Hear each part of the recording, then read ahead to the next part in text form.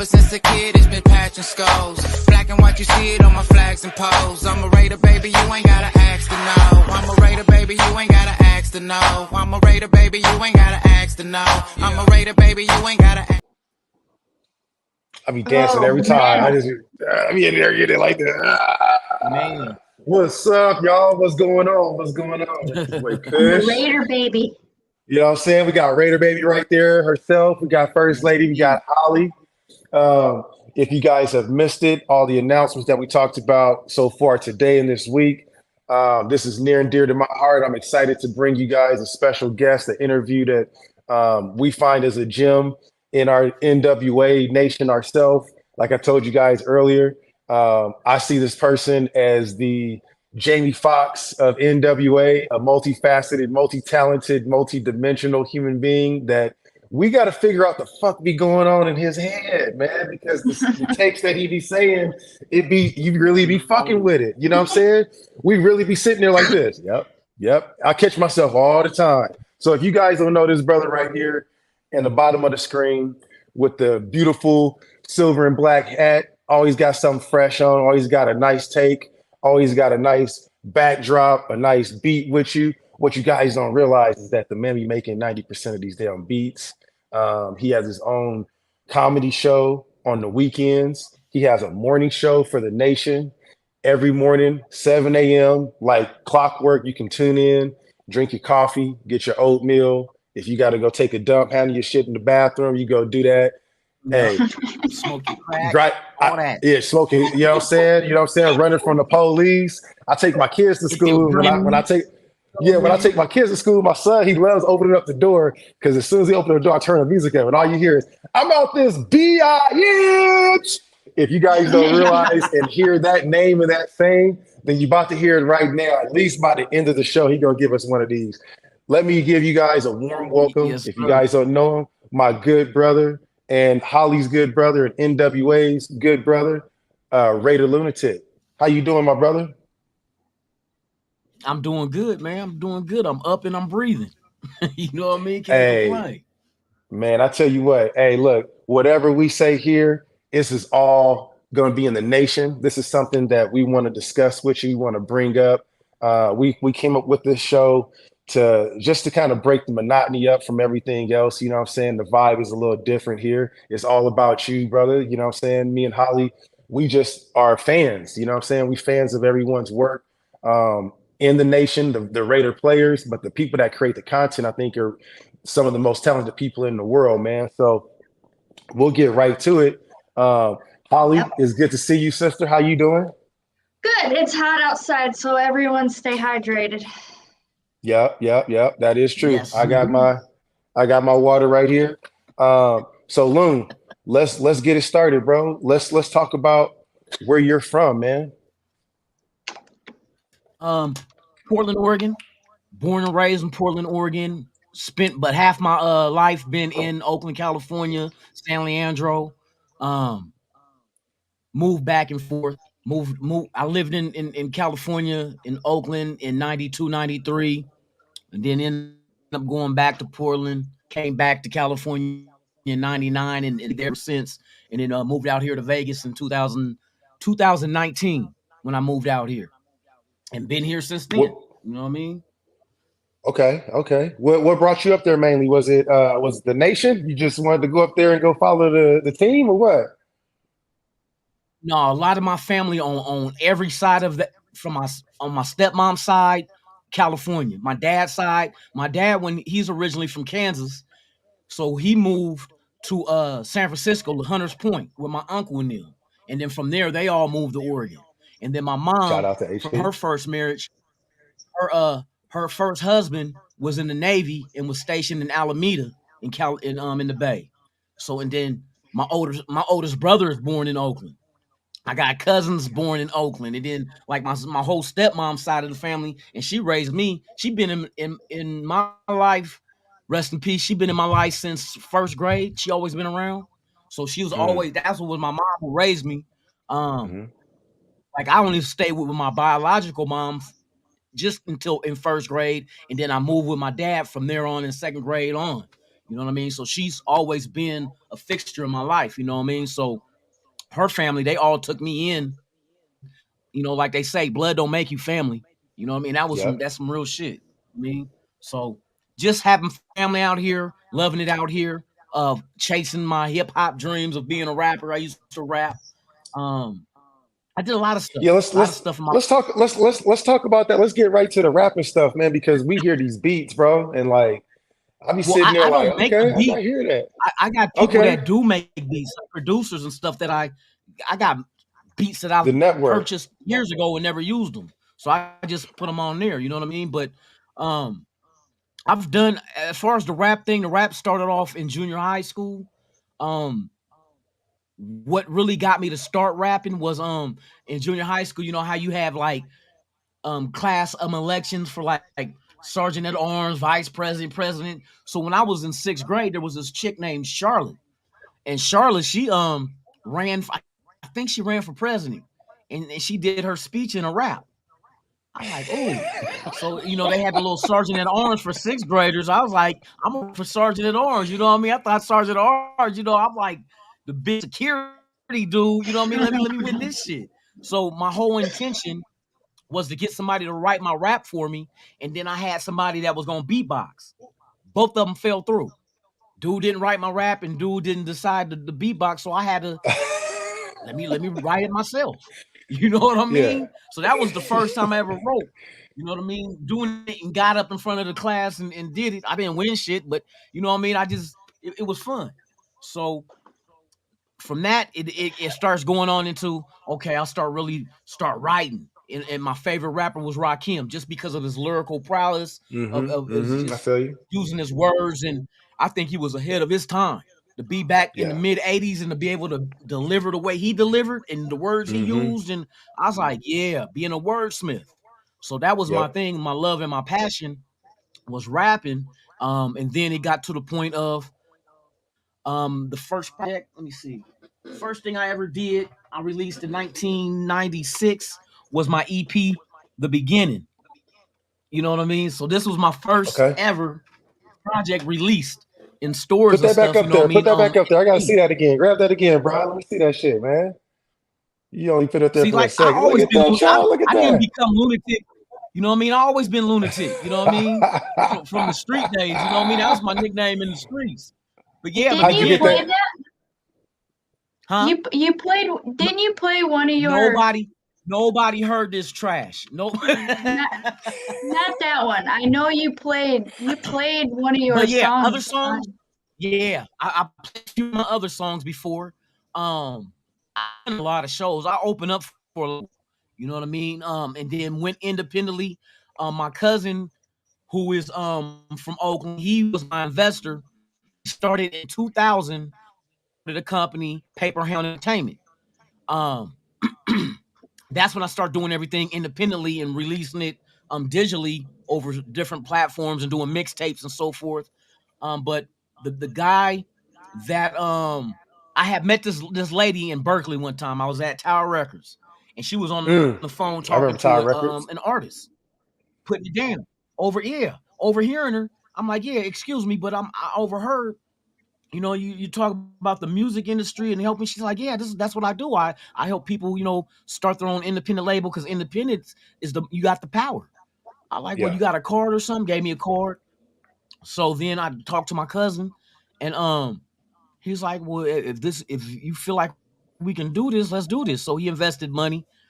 Shout out to Big Mark White. Now, my cousin Mark now coming up in Oakland, they all like my family, him, and there's like brothers and sisters. These are all like my older brothers and sisters. You know what I mean? Mm-hmm. Big Marty White, who was Gary Payton's assistant when Mm-hmm. Gary was playing for the Sonics. Ooh. They grew up together playing basketball with Gary's father as the coach. So when Gary made it out of Oregon State and went pro and got drafted, he called up my cousin Marty and was like, "Hey, I want you to come up here and work with me. You know, help me be a personal assistant, help manage some stuff. You know what I mean? You're the only one I really trust." Like, then you know, my cousin Yeah. packed up his bags in Oakland, flew out to Seattle, and he's been there ever since. You know what I mean? So my cousin Mark is the oldest. Well, not the oldest, but he's older than Marty. He's Marty's older brother who invested in Paper Am. Now Mark, his football pedigree is he went to Oakland Tech, you know what I mean? Went to Laney, and then from Laney transferred to Utah State. He was a running back and then made it all the way to the Dolphins, but was like the last one cut because back in the 80s, they already had their running backs and all that back then. So he didn't make the team. So, Hmm. that was his story, but he had his opportunity. You know what I mean? Also had offers from the Toronto Blue Jays in baseball. You know what I Yeah. mean? Coming out of high school, so sports has always been a figment in my family too. Between Gary Payton being a family member, as far as being close to the family, um, Hmm. I went to high school with Terrell Brandon in Portland at Grant Hmm. High School, who played in the NBA for Oh, you went to Minnesota. Grant Wow. High School? You Oh know what I mean? At shit. one point, Wow. I know Grant. I Yeah. went to Grant. The same high school as in Dominican Sue. You know what I Hmm. mean? Hmm. June Jones went to Grant. That was a former head coach of the NFL and in college as well. So yeah, I've been around. Grew up with Damon Stoudemire. Wow. You know what I mean? So I know him. So it's a lot of sports has always been around. Played sports in high school. I played football at Grant. I came up as a youth wrestling because my uncle, rest in peace, Tony Amato, he used wrestling as to get us guys, the men in our family, out of the streets. From his Hmm. sons to all my cousins, we all came up wrestling. You know what I mean? Some people had boxing to go to and try to get out the streets. Well, wrestling was ours, freestyle Yeah. wrestling. My cousin Anthony, which is my Uncle Tony's and Aunt Martha's oldest son, he was in the '88 Olympics in Seoul, South Korea in Greco-Roman wrestling. And he's, me, out of Portland. So I always had Wow. athletes in the family, you know what I mean? So, but music wise, that was my love, my passion. I did that independently, put out a few projects on the side. Um, and that's just some of the stuff, you know what I mean? There's a lot of stuff, but that's just some of it. How many albums have you put out? Was it the one or you have multiple ones? No, I had more. Um, I had the EP. Then I had a mixtape. I had two mixtapes I did. Me and my brother, and here's some more stuff. This is crazy. Me and my brother had put together a group. First, we started off called Bloodline. We sent Mhm. out a demo to Death Row, and we got an offer from Oh Death shit. Row to be. And this is back in What? 2000, 2001. We had an What? offer to go to the development because they had a development label called Death Row Underground. But Suge Knight was Okay. in jail at this time. I think he was in Sacramento at Mule Creek. You know what I mean? But something told me. I see one thing. A lot of people they don't like Suge Knight because of his tactics and whatnot. But that dude Yeah. is a very, very smart businessman. That's why they were so Absolutely. successful. He learned the business by being a bodyguard. He went to UNLV, coming out of LA, was with the Rams for a minute, and then became a bodyguard for a lot of people and people of the industry, and that's how he learned the business. You know what I mean? Being a Yeah. bodyguard. But very bright when it came to the business. And since he was locked up when we got the offer, I didn't take it. And my younger brother, rest in peace, he was like, man, you should have we should have took the deal for the money. I said, bruh, we would have been sitting on the back burner God knows how long because Petey Pablo was on Death Row, never came out. You know what I mean? Crooked Eye was on Death Row, had a whole album ready to drop, never came out. You know what I mean? Because Yeah. Suge wasn't there to orchestrate things. So I didn't take the deal. And my brother always used to Right. he used to always tell me that, man, you should have took the deal. And then speaking of sports, my younger brother went to Grant High School. We're about almost 10 years apart. Hell of a football, baseball player. We Okay. used when he was in high school back in the late '90s, early 2000s, because he was supposed to be class of 2001. He was a running back. He played varsity freshman on up to senior. He was a Mm. freshman varsity running back. The dude was like 6 foot, 230 pounds. You know what I mean? Jesus So Christ. he played on a Grant team that had this guy named Marty Williams. Marty Williams had came to Portland from Detroit, Michigan, and was in played at Grant and was averaging 200 yards rushing a game. Oh my So of God. course he had Michigan, he had other colleges coming scouting him. Well, while they was in the process of scouting him, the scout seen my brother and was like, "Hey, who's that kid right there?" So they got at the coach of the team. Is like, "Oh, that's Charles Lewis." Um, Hmm. I was like, "Yeah, how old is he?" He's like, "He's 14." So at 14, my brother was a linebacker, running back. Matter of fact, on his mouse pad, this is my little bro right here at Grant. You know what I mean? Oh Um, my God. Wow, that's cool. he start getting Yeah. he start getting letters from BYU, Nebraska, Michigan. I mean, all the schools that came to see the dude Marty, see my brother, Yeah. and was like, "No, we want that youngster right there." So they was on him. Plus, he played baseball. Now he grew up playing baseball in the Babe Ruth and all that minor, you know what I mean? Yeah, The the Babe kids Ruth stuff. leagues. Yeah, yeah. I played in that shit. Yeah. his his close friend, which his parents is the parents were close with my parents, because like in Portland, we all did stuff as a family.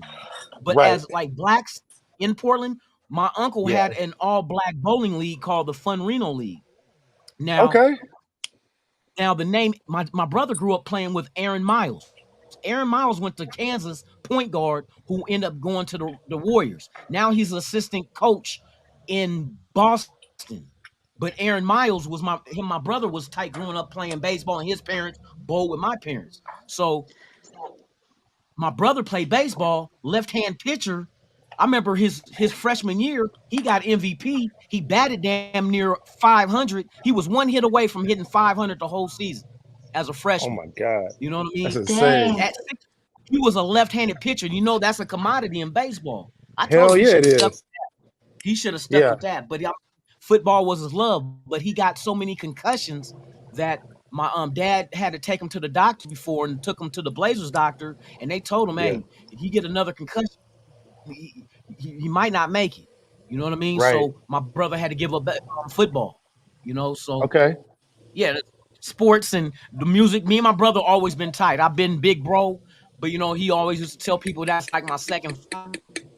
You know what I mean? Yeah, But yeah, yeah, yeah, yeah, yes, yeah, indeed. yeah. That's how my sons are, man. They kind of like that too. You know what I'm saying? They about 10, Yeah. not a couple years, probably 3 years apart, but like the oldest one is like that, man. That's bro. So let's see, we've been on for 15, not even 20 minutes, and we just found out that you had a contract with fucking Death Row Records, bro. You know what I'm saying? Under development. Yes. Yes. Like This is damn, bro. interesting. I like this. Yep. This is Yeah, really interesting. I don't yeah. know Yep. about these people in the chat, but I'm really like trying to get closer to the laptop so I can get like I'm really into He like this. that. Oh, hey, I had to fix me a little drinky drink, man. You know what I'm saying? A little energy drink to hear this one. This was good. I got to kick my feet up. Just keep asking the questions. But Holly, you got any questions that you wanna get to before I start keep on going rambling? Yeah, I would like to ask you about your comedy. Like, what made you want to do comedy? Well, the comedy thing is just something natural. I mean, coming up in high school, I had a friend, Eric, and we used to like get up when we got off school. We got on the bus. Not to, we were on the city bus. We had school buses, school, but we used to get on the back and just start capping on each other. Just you know what I mean, big head. You know what I mean. And people always was drawn to it. Like, hey, ticking in AYPs on the back, and they going at it. You know what I mean. And that's all we used to do. Just that's what we did. You know, in the hood, we just clown. We just clown. I was just on my feet with it. You know what I mean? Be able to say some shit, and then I'll say some outlandish shit, which I know my personality and stuff is kind of off, but thus the name Lunatic. That name been riding with me.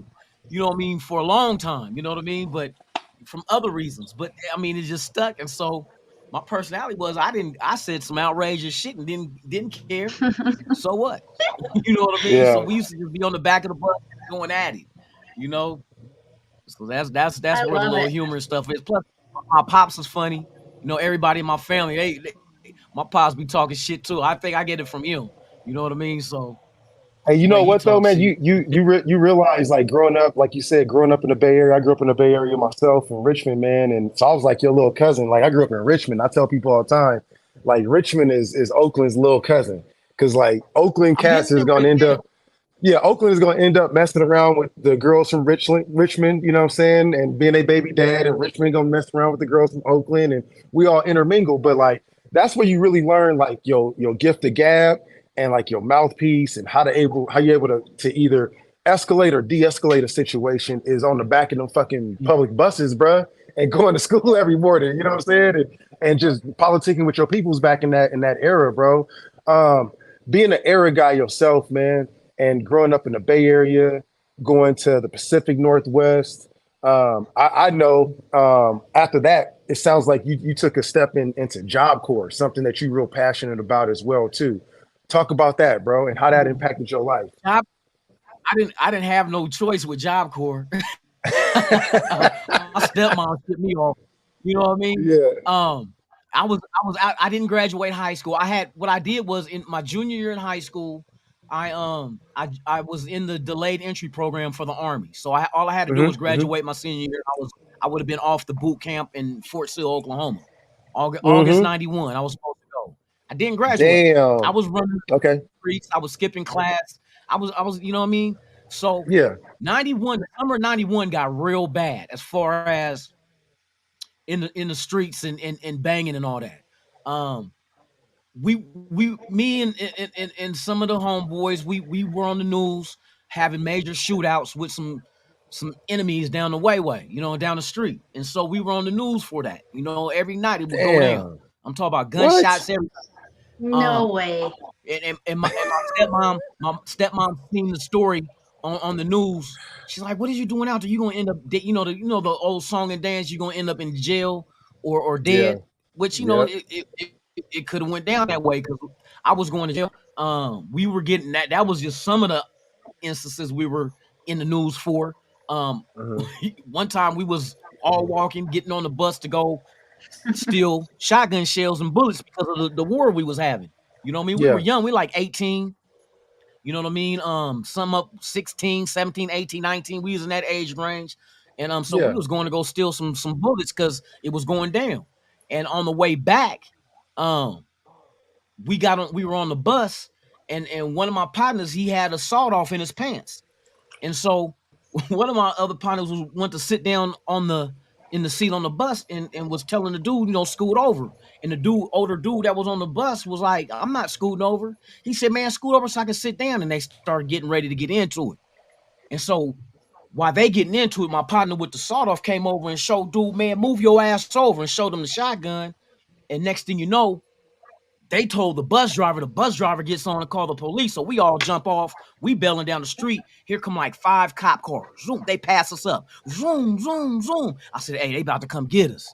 And then we all got ammunition on us. The younger homie had like a 22 on him. He tossed it in the bushes.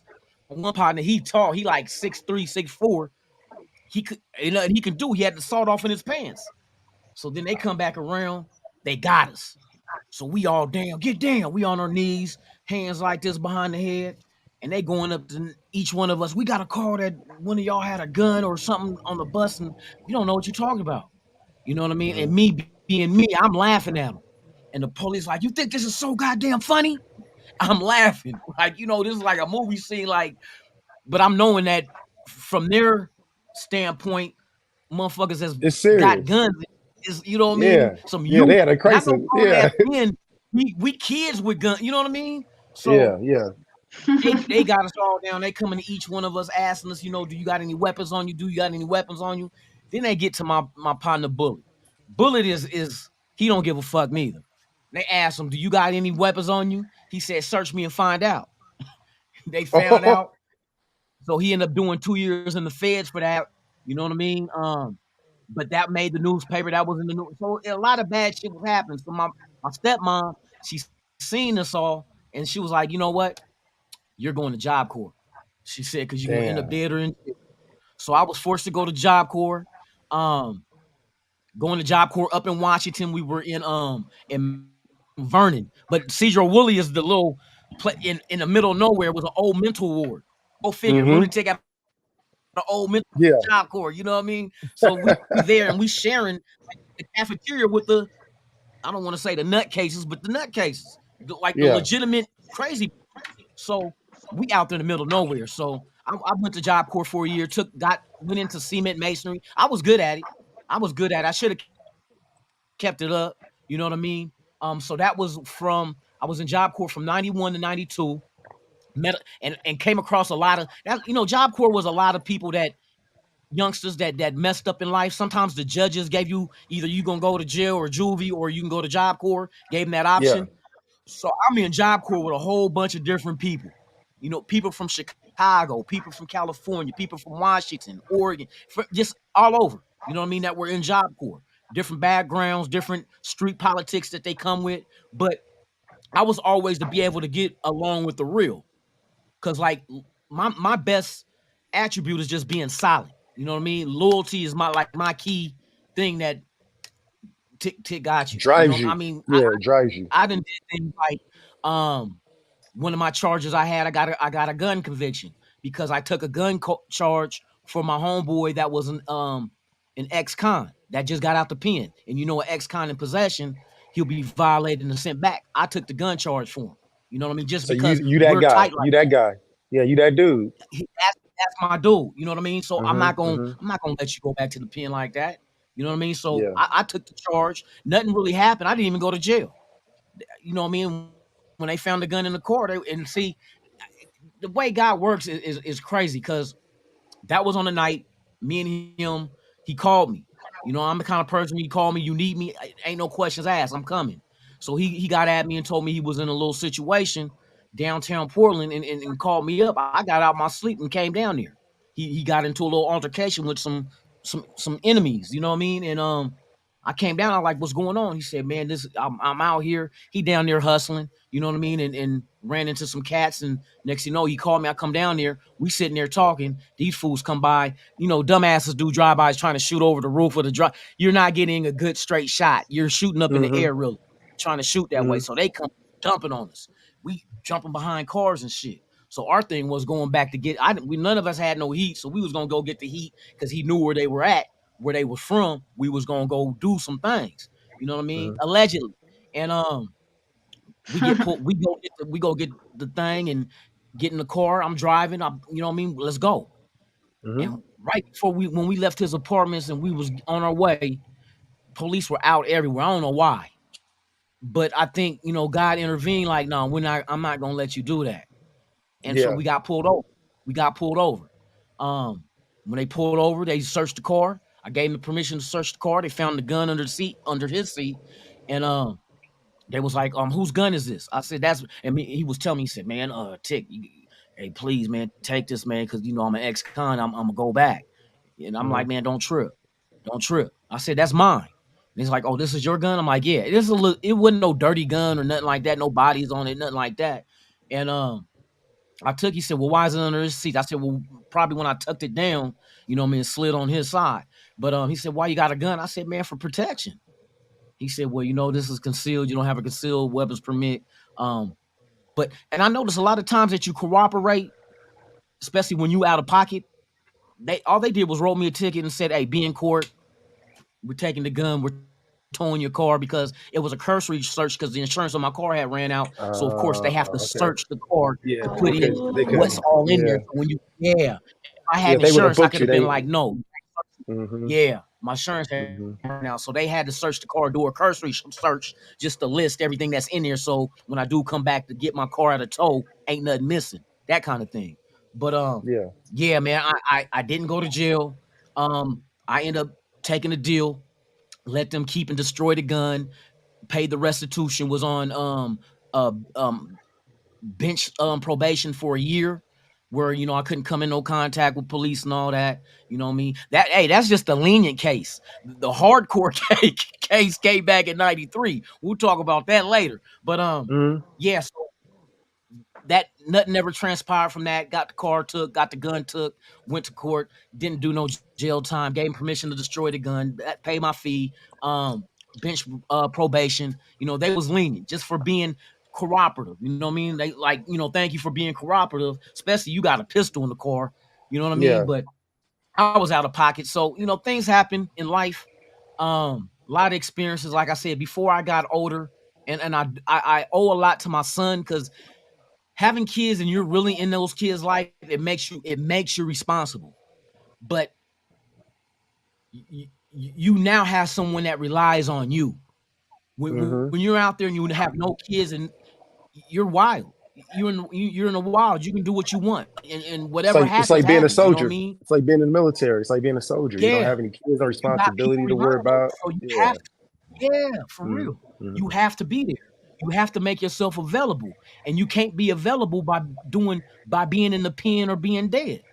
You know Yeah. what I mean? So that was life changing to have him. But that came later. That came 2009. A year before him, I had a daughter, but we miscarried. You know what I mean? That Mm. was Sorry to hear that. a year right before. It's crazy because we miscarried 2008, August 20th. August 2nd, 2009, my son was born in the same room we miscarried because she had basically delivered, Wow. my daughter, and because it was just she felt something going on, called the advice Yeah. nurse. She's like, yeah, you need to go to the doctor. You know what I Mm-hmm. mean? And yeah, we lost her a year. Mm.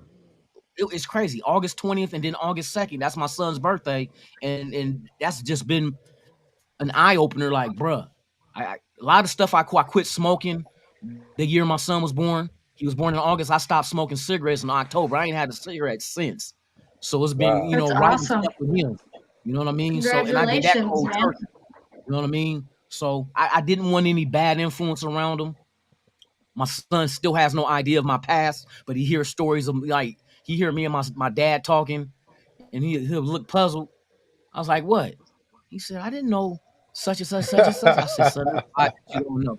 You know what I mean? Yeah. I keep you away from that because I always taught him, and he knows when I ask him this question because I've always instilled in him, don't be like dad, be better than dad.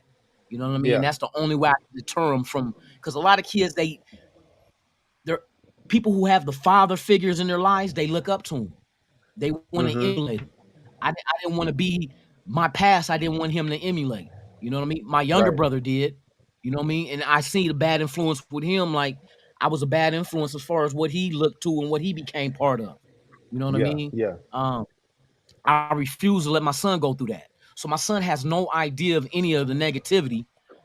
He might overhear some shit. Even my friends that's from the same hood don't speak that gangbang stuff around him. It's Right. always, hey nephew, how you doing in school? You know what I mean? He doesn't have a clue. You know what I mean? That some of these guys around That's you awesome. is riders, that look at you as nephew, and that's just how we deal with each other. Like your kids, hey nephew, niece, you know what I mean? It's always respect thing, looking out after, for them. That's just how we get down as far as my tight circle. You know what I Yeah. mean? And yeah, man. So yeah, Job Corps, court cases, um, sports, rapping Death is row. is all Yeah. kind of stuff. You know what I So mean? And then you during all said this from time, I you said was from just Richmond as a yeah. kid Go ahead. going. I used to go to Richmond all the time. My aunt stayed in Kennedy Manor. Oh, stop it, sir. Yes, No way, not in the yes, Kennedy Manor, not in the Manor. man. Oh My aunt shit. stayed in Kennedy Manor. My grandma, she stayed in the retirement right down the street from there, across from the Army reserve place. Yeah, Cause yeah, I yeah, remember as yeah, a kid yeah, seeing yeah. all the Army trucks. Yeah, Yep. I used to The be in Armory. Richmond. This was back in the '80s. I used to be out there every summer. That's where we went. Damn, Every summer damn, we drove bro. from Portland or caught the train. We caught the I'm from train to South. California. So I'm from Southside Richmond. So I was supposed to go to Okay, Kennedy, but I went to El Kennedy High, Cerrito. Yeah, I went to El bro. We Cerrito because it was a different school. okay. You know what I Yeah, mean? yeah. I used to work in Albany, right on San Pablo. Man, Yeah, what? Oh I my worked in God. Berkeley on University. I When I didn't first to see you for California, my sure. first job, yeah, on University, I worked at Kelly Moore Paint Company. Oh my God. We Yeah, were yeah. I know you're we were talking on about. Yeah, University, yeah. and then we moved to Albany in the new building. I was assistant manager there. Damn, Yeah. bro. That was like, yeah, 99, 2000. I worked there for like 6.5 years. Yup. So look, so in between all this time, we 35 minutes into it, and what we found out so far about you, bro, is that you're a loyal ass friend, you're a Yep. musician, you're a father. When did you start loving the nation, bro? Like throughout all of this shit, you was going through, Yeah. you was going through your court cases, through Job Corps, through shooting motherfuckers, through not shooting people allegedly. Like I said, it's all theatrics that Allegedly, we yeah. talking about, hypothetically Yeah. theatrics. But if that were to happen, you were going through all of that. Don't tell me you was out there like on Sundays after bam, bam, bam, bam, Raider. You doing that on Sundays, bro? Well, The Raiders is because I'll tell you one. The first thing that really there's a few things about in the same time about the early '80s. Um, like I said, my family was a tight knit family. My aunts, my uncles, cousins, and everything. They all used to party back in the days, right? So when they had Super Bowl parties, all my aunts, uncles, and their friends would all have a party at. They had their own little like club type private club that they all went to and had Super Bowl parties. Yeah. Me, I would get dropped off with my cousin Gizmo and his brothers Richie, David, Mimi, his sisters. That's where I would. That was like my second family as far as within the family. Because when they went off the party, I would go to my aunt Elvia's, which is that's their sons. Now my cousin Gizmo was born in Oakland and was a Raider fan. It was the 1980 Super Bowl against Philadelphia. That's when I got dropped off over on my aunt's house while they went to go party and watch the Super Bowl. My cousin in his mom's room watching the Super Bowl. I sat in there They with up in him there. watching it too. You know what I mean? Watching the shit like, yeah, I always was familiar with the Raiders. Like, there's no pro team in Oregon, so we can choose what we want to. Yeah. Like, and this is way before I started playing football in junior high. I started in seventh grade. I was running Mhm. back and corner, but running back was my love. So I would go watch other professional running backs to try to, you know what I mean, what train, how you know what I mean, the moves you make. So Walter Payton was one of the big guys as a kid. Him and then I'm gonna tell you, since the Seahawks were in Seattle and close by, I would see Kurt Warner, not the quarterback, the running back Yeah. of Yeah. the The Kurt Warner Seahawks was back in the dope. day, back in the Man was 80s. raw. He was raw I as used to shit. watch him. But yeah, but So what you just call it? so just From randomly the going over Bears, somebody's house because they was partying and they over there playing, saying they Marvin Gaye and they like, hey, look, we gonna they drop weren't you off there. over here. No, the adults was gone. Yeah, so they The dropped you adults off was over gone. It at was all Gizmo yeah, House. just me and my And cousin. And so me and damn, Gizmo was sitting there watching. He's a Raider fan to the heart to this day. You know what I how mean? old was he at the But time? How old was he at the time? Giz is like I had to be about maybe 7 because it was Damn. before my brother was born, 1980. Because my brother was born in '82, so before he Okay. was born, and me and him Yeah. was like 9 years and 8 months of difference. So I was probably like close to turning 8, maybe 7. As a kid. So he Man. had to be about 12. I think he's about. Is he 5 years older than me? He might be 4 or 5 years older than me. I think he might. Yeah. About 4 years older than me. So he was That's about dope. 11 or 12, maybe. You know what I mean? And watching it. But see, as a kid, I used to always go like the little toy machines you put a quarter in, and they used to sell the football helmets. So I was trying to Yeah. collect them all. Yeah. I know you're But that talking about. silver and black was always the one that had Yeah. my It eye. was rare too. That In motherfucker was hard to 1980, I get was too. bruh, That motherfucker I was hard to trust me get, how many bro. times I used to get it's like the Bengals and the Jets. I don't want that shit. Yeah. I want Yeah. that Fucking that Falcons. silver I'll get that the silver Falcons. helmet right there. You know what I Yeah. mean? Yeah. That helmet stood out from all of them. From all of them. So I used to collect those. You know what I mean? Try to get all the teams just because I love football. To the point where when I was in third grade, which is about the same time, because I still have a football card of Lester Hayes from 1980 that I had as a kid. You know what I mean? And they used to have show and tell at school, and I used to, dumbass, I didn't know nothing about collecting cards and the worth of them. I would I would do a board and just glue football cards, players on there, Mm-hmm. and take it to class, show and tell in third grade. But I never glued Lester Hayes. Lester Hayes, and I Okay. still got the Lester Hayes right now. I collect cards. I got, man, so many cards. You know what I mean? Getting in high school in the NWA era, here it goes again. You got in the gangsterism, it was the Raiders. Because Yeah. the Raiders was neutral colors. Anybody could rock the Raiders. You know what I mean? Right. And since they played in Exactly. Oakland and LA, it's like people from Oakland rocked the Raiders because that was their hometown team. And then people in LA rocked the Raiders because at the time in the 80s, all the way up to what, 96 when they moved back? No. Yep. 90. Yeah. Yeah, About they moved back to 96. Yeah. 96 to the Oakland, yeah. So people in Yep. LA became this is the hometown team, and then NWA come out rocking all black, wearing Raiders. You know what I mean? Right. Bo Jackson, Bo Knows. That was my favorite. That's my favorite all time Raiders, Bo Jackson. Hands Damn. down. There will never be another like him. And this is back in the 80s. You know what I mean? So Yeah. that's when the Raiders really kicked in where, you know what I mean? I wasn't a hardcore fan as a 7, 8-year-old because I didn't grow up with a pro team in Portland. It wasn't it Yeah. wasn't it wasn't we had the Trailblazers, you know what I mean? But we didn't have no Right. football. I Yeah. didn't like the Seahawks because there's a rivalry between Portland and Seattle. Just, one of those things. It sure So it was is. like I don't want no fucking Seahawks. You know what I mean? So I was a free agent. And then my family members were, like I said, they were Raider fans. My cousin Mark, he used to tell me when he was younger, the only reason why he got a job at the Oakland Coliseum when he was a kid is to watch free Raider games. He die I hard. don't, You know what I I don't mean? blame And him. that's like my big bro. You know what I mean? Like really big bro.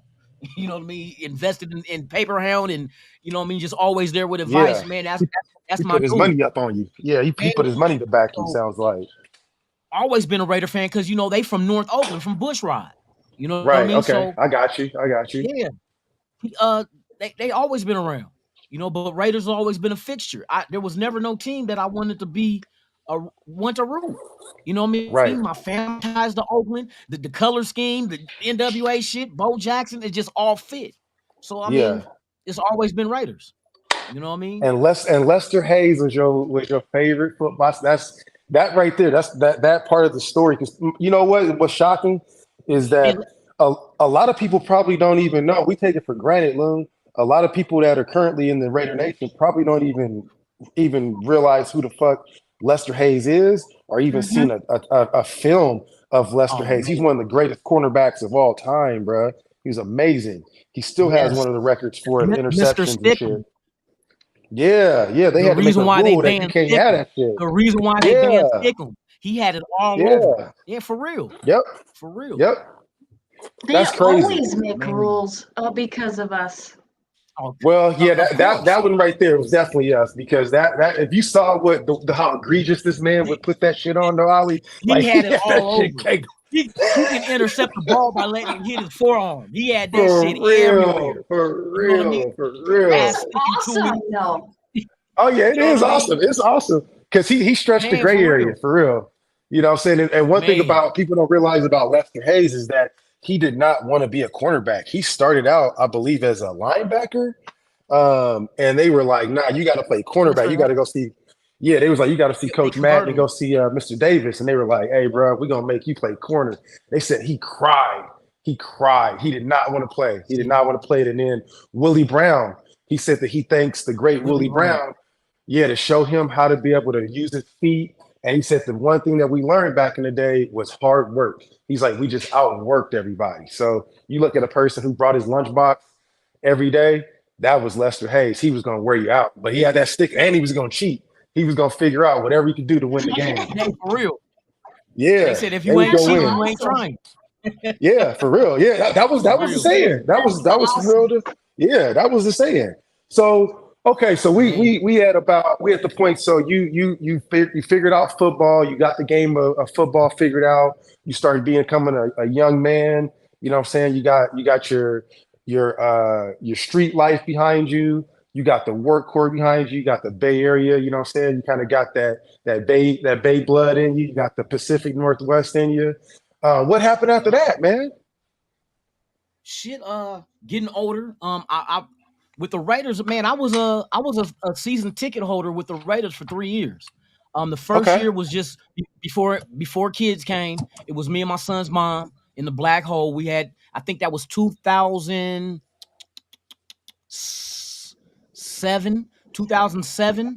We had Wait a season minute. tickets, and So then you converted your baby mom or your ex? Was she a Raider fan before you, or did you I made her. just I were made you? her one. I made her one.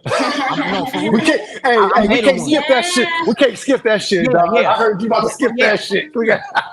Hey, she Yeah. used to, before I came along, she used to like the Jets because she liked it. What's the name Oh that was head gosh. coach? What's the brother that was the head coach with the Oh, Jets? oh, oh, Um, oh. Ryan? he's like an analyst now on TV. Rex Ryan? What's his name? No, no, no, no. Rex Ryan. Black dude The for the black Jets. dude. The black dude. No, Oh, Sherm, Sherman. yeah. Yeah, Yeah, Herm, Herm Lewis. Herm Edwards. Herm Edwards, yeah. Yes, She liked Herm Edwards, so she liked the Jets. I came into her life, and fuck all that. It's Raiders. So day, to this day, she's still a Raider fan. She rocks with the Raiders. That's it. That's it. That's dope. So That's I hella just got raw. that. I just got that kind of that stigmatism on. You know what I mean? Like, and like my son, he was born a Raider. He had no choice. I remember one time, people was asking, when did you become a Raider fan? And I remember just messing with my son. I asked him, I said, hey, when did you become a Raider fan? He looked at me like I was dumb, like, since birth. I was like, that's Yeah, right. yeah. That's the That's way you're right. supposed to raise For it. real. Since So you birth, got for you real. got So, you have a second generation Raider fan, you young man, you know what I'm saying, born and raised in it. How does that make you feel as a father, bro? Is that because I know for me that's one of my proudest moments to see my kids in diapers and Raider gear. oh man, when he came out the womb, I had on a Raiders shirt that got to hold him. You know what I mean? When his Yeah. eyes can focus, all he seen was the shield. You know what I mean? That's all he ever seen. So, but yeah, man, it's dope. It's dope because the other 2 years that I was season ticket holder it was just me and him. You know what I mean? Me and him would go to the games every Sunday. You know what I mean? They even had him on the little jumbotron at the game before. You know what I mean? Because I remember catching Bart after the game, and I didn't see it. I missed it, and everybody was like, "Oh, he's the one that was on the screen." Man, Because I had my son just draped up in Raiders with the foam finger and the beads, and you know what I mean. Everybody was like, "Oh, he's so cute." Raiders always been Raiders. He don't know nothing else. When he love moved, it. when he see him and his mom moved to Vegas before I did. So what Okay. made me move is because I wanted to be closer to him. We weren't together, but I wanted to be closer to him. So I told my son, hey, give me a couple of years, let me get my stuff and finances and everything situated, and I'll be out there. Because it kind of one year we all met up at Disneyland one year. So I came from California, they came from out here, and then what really hurt me, that got to me, is the last day, and then that night when we left. And he had to go off with his mom and his grandma, and I had to go off about my way and go back to Portland. He started crying. And this was some Mm, years ago, Aw. you know what I mean? This was back in like mhm. 2000, maybe 17, Oh 18, shit. somewhere around there. So like, yeah, Okay. seeing him off, it hurt me to see that we have a connection. Me and him have a connection. So He him being felt a it. You Raider fan felt it. and me, Yeah. that's our thing. Like when a Raider game come on, even last season, when I went to the tailgate, who was with me? Him. You know what I mean? We didn't go to all of the games, but we went to some games. I took him to all the preseason games, but it's just me and him rocking out. You know what I mean? That's just me and him. So father and son is just a trip now, seeing he's growing.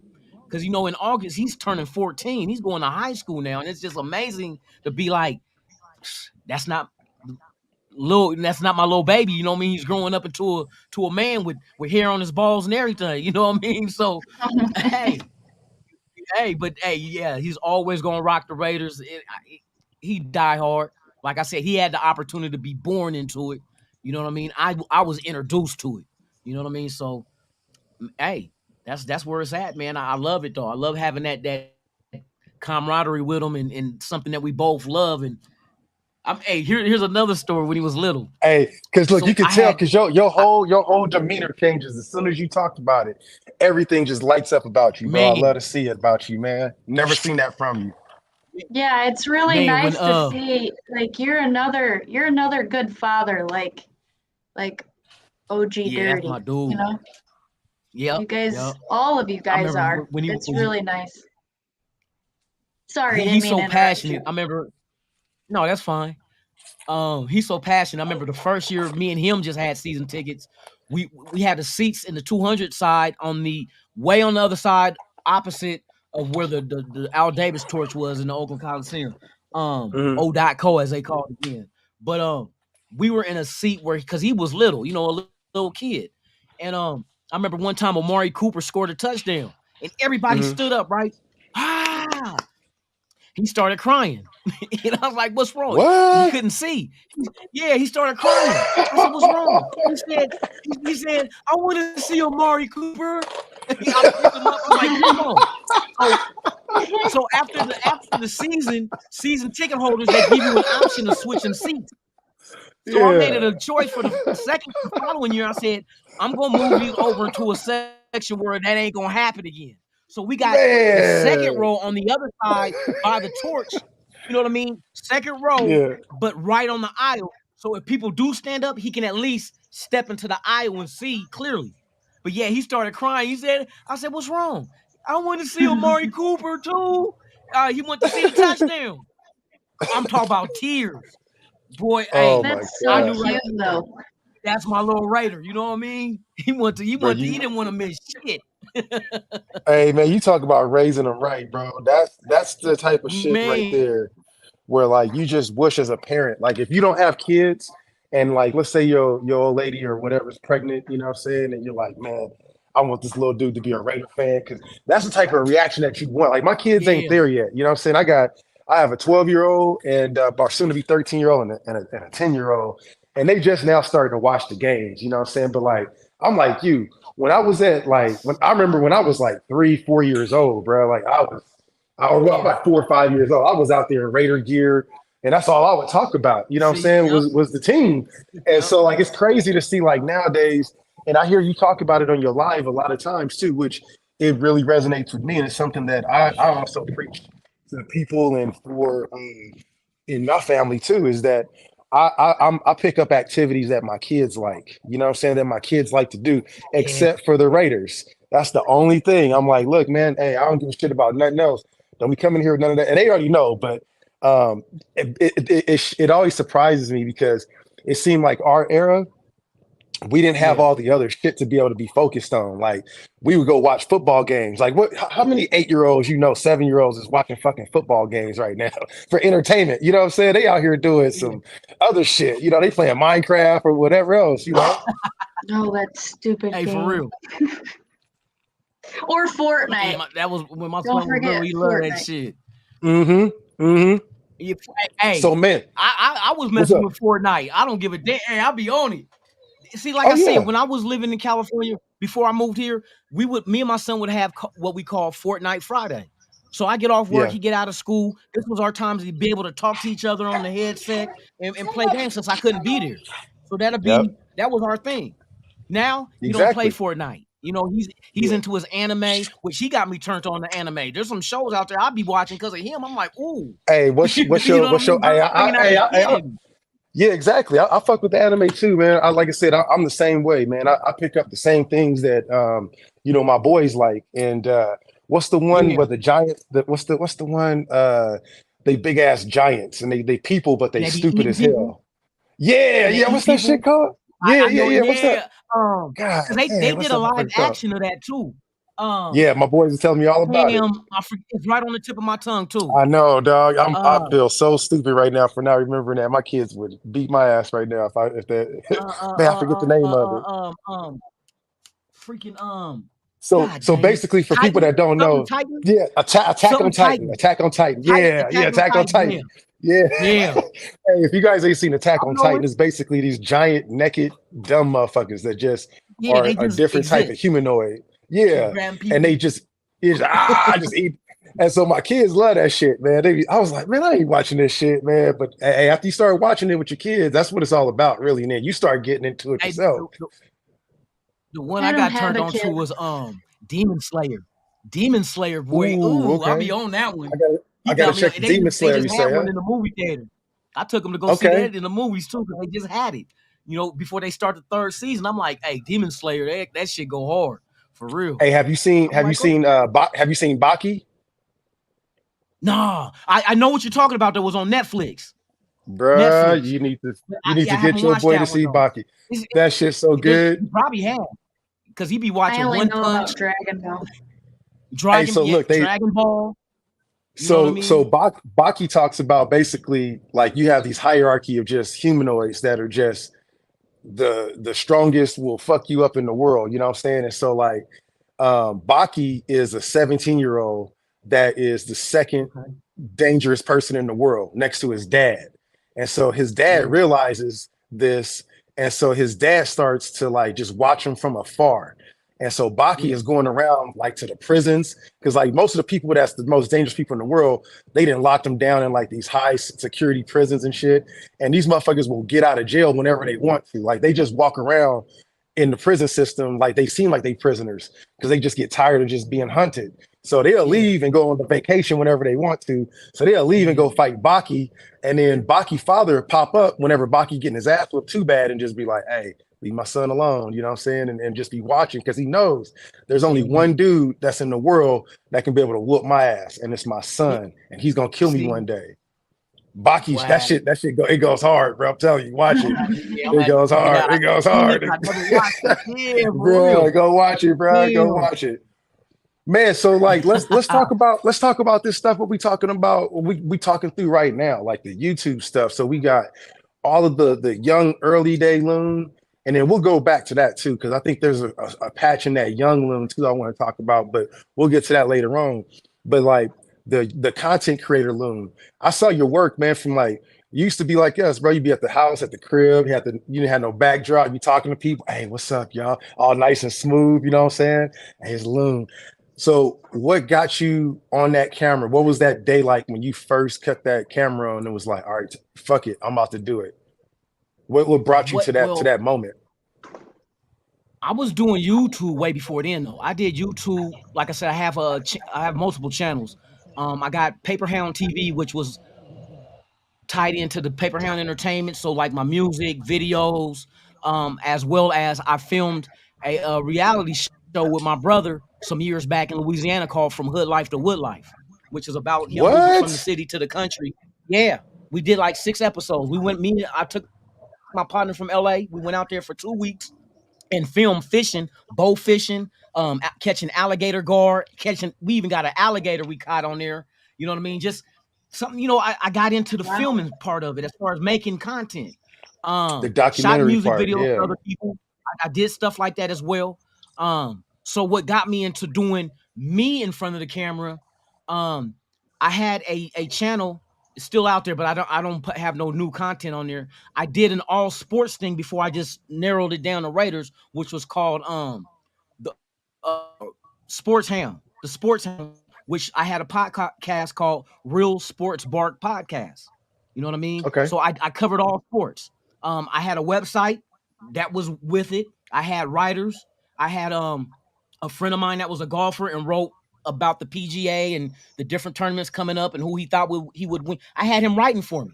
So on the website, What? we would have all, yes, I did. I covered boxing, MMA, baseball, soccer, all that. You know what I mean? So I was doing that because when me and my son's mom separated, that was in 2017. I moved in with my cousin Mike. And see, Mhm. Mike is the older brother of Mark and Marty. You know what I mean? So I always Yeah, had yeah. connected with him. And Mike used to live with us in Portland.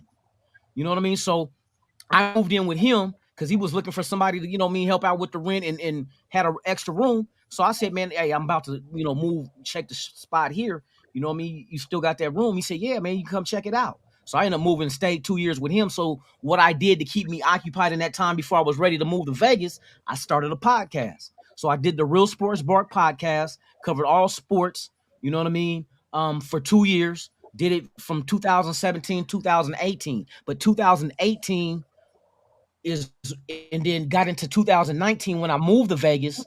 I said, man, it's a lot of sports to try to cover. You know what I mean? I didn't have, but just my partner writing the golf one to cover that one, but I was trying to get other people involved as well. I said, let me just fine tune it. You know what I mean? Let me just do the Raiders. So the birth of Raiders Allegiance is 2000. Was it 2019? No, 2020. Because I moved in Vegas in August, and then when I came up with the idea, I started buying looking into the best webcams and the microphones and putting my stuff together, putting them my because when I got this place here, I turned this room into my media room where I do shirts and everything in here. You know what I mean? I Hmm. got a clothing Hmm. line as well. That's another thing I Okay. skipped. Yeah. So Okay. I started doing the Raiders stuff. Raiders Allegiance been around since 2020.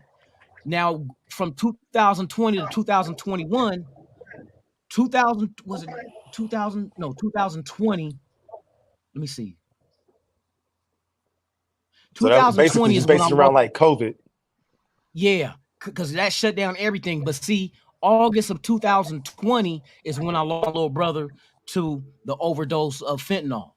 You know what I Hmm. mean? And that kind of shut me down. Hmm. So Yep. I had to step away, and it hit me hard. Yeah. So I didn't do any content for like some Mm. months, and Hmm. I just got to the point where I dealt with it.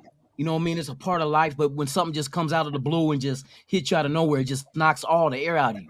So once I Right. was able to catch my breath, let me get back and let me start doing this Raider shit again. You know what I mean? It takes my mind off of it. It's my therapy. Right. You know, it takes Right. my mind off the bad shit and focus on something 100%. that I love. So I replace the negative with positive and keeps me Hmm. going.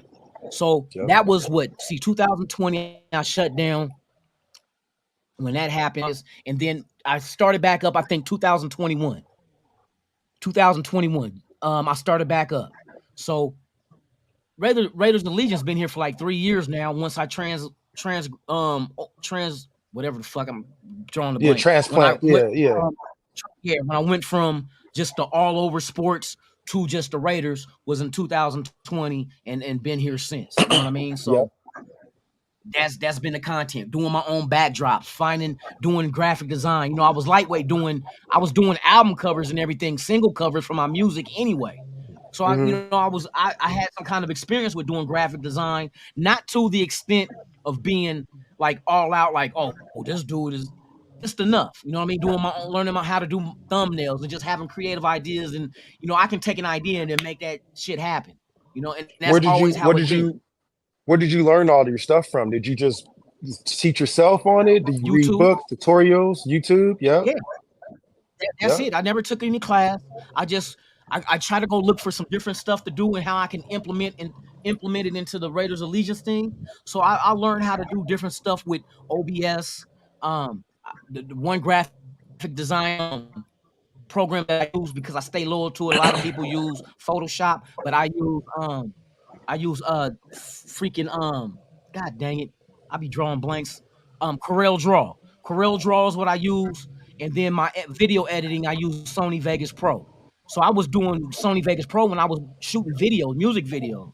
So now I'm just doing Wow. content videos. You know what I mean? So the editing, transitions, and Same using stuff. different Yeah. fonts and finding out where to get fonts and how to add. I just learned it all by doing searches on YouTube, man.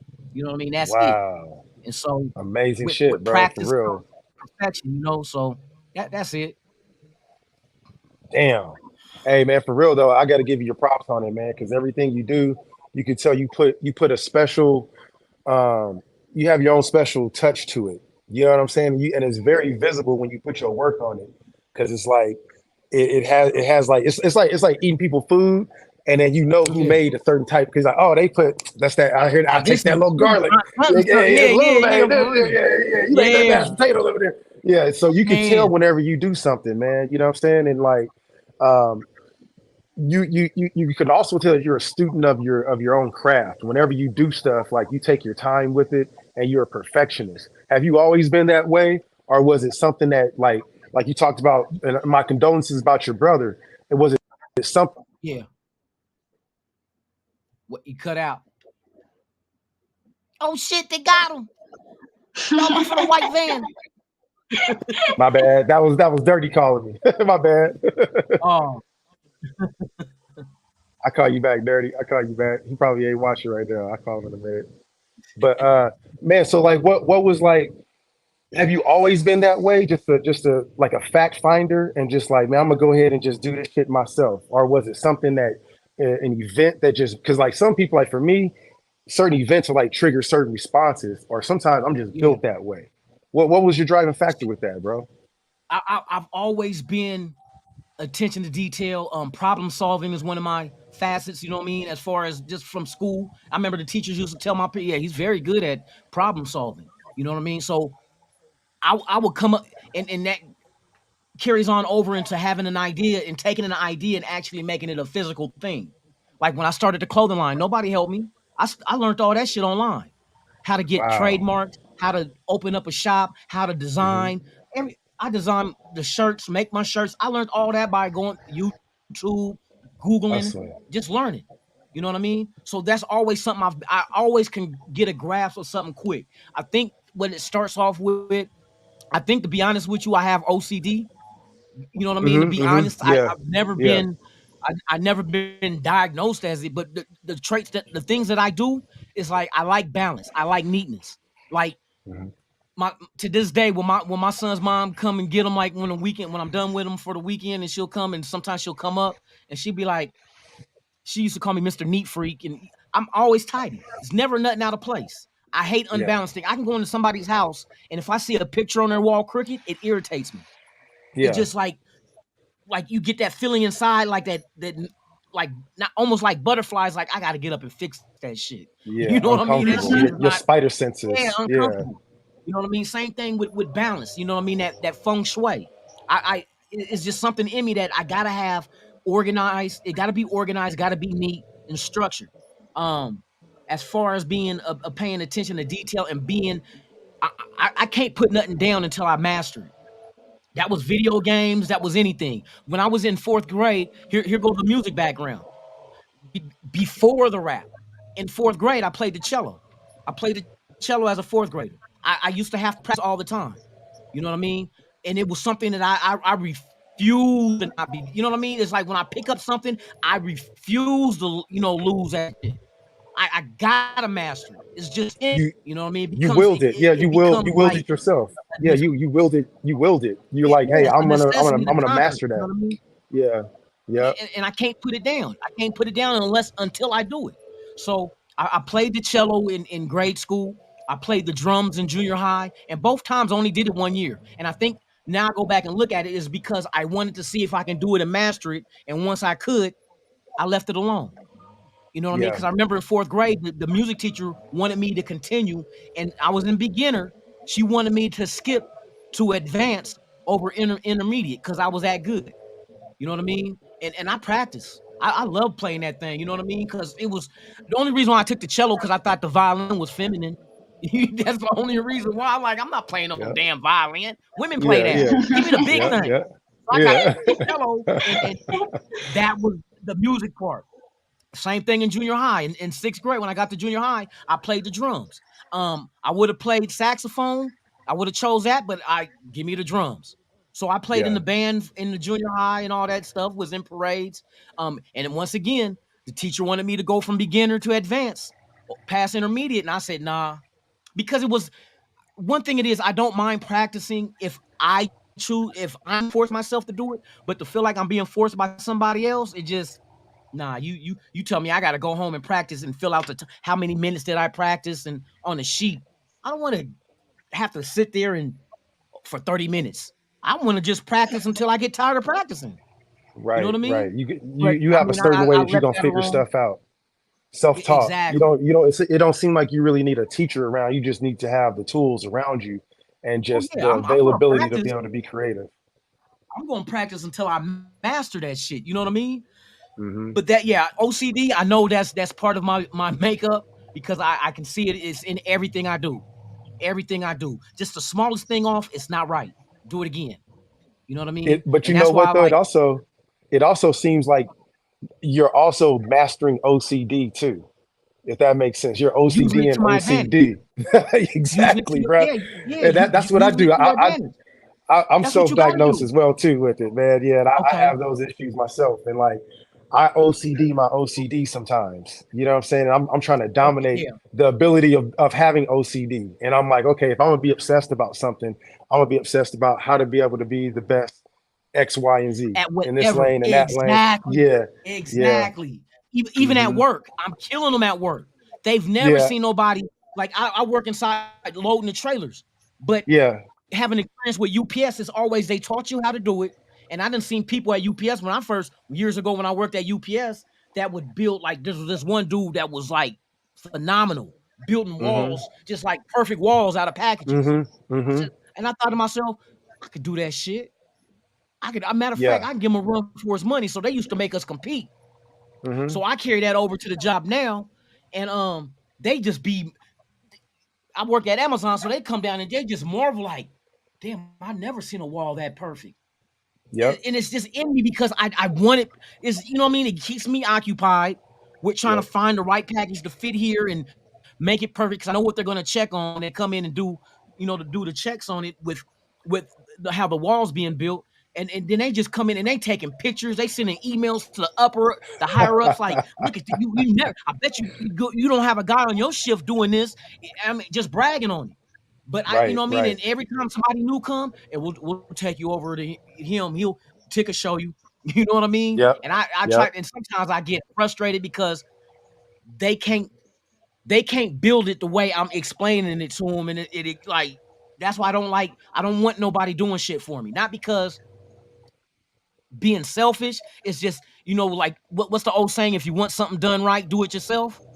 So Yeah. Yeah. only I can see my vision. Only I can make my vision reality. I can tell somebody, and like I outsource a lot of stuff. Like how Holly, I remember you was talking about like my intro. I didn't do that. I went and found somebody on Fiverr and hey, look, this is my logo. This is how I want it to look. I'm probably an asshole, you know what I mean? I'm so a stickler to perfection. Like everything has to be, this is what I see. And this is what I want it to look like. And they'll do it. The same thing with the animation intro for me and the Dirty Lunatic show. That was one of my I questions. scripted all Yeah. that. I had somebody do that, but that was all my vision of how everything was played out in that cartoon. You know what I mean? Hmm. What I want hmm to about do the something stuff different. behind you? Your Nobody. background. Oh well, yeah, I got this off the internet. I go search and find, like, you know what I mean, backgrounds, motion backgrounds, just to keep, you know what I mean, keep people occupied, give them eye candy. You know what I mean? It's kind of like you got a girl in a bikini trying to sell you toothpaste. You're gonna Yep. go buy that toothpaste because that eye candy. Well, this is my eye candy. You know what I mean? For Yep. sports. We always inclined and relate to skulls. So let me get some black skulls back there constantly moving. And somebody, you'll hear me, but you can look behind like that's a nice background. So I Yeah. want It is. eye-catching things. Like I always say, you don't have to have $1 million to make your product look like $1 million. It's all presentation. You know what I mean? People think, oh, the more money you spend, the great, you know what I mean, the better it's gonna be. That's not always true. You can make it look like, how many times people say, "Dang, I mean, you must have paid a lot for that." Oh no, no.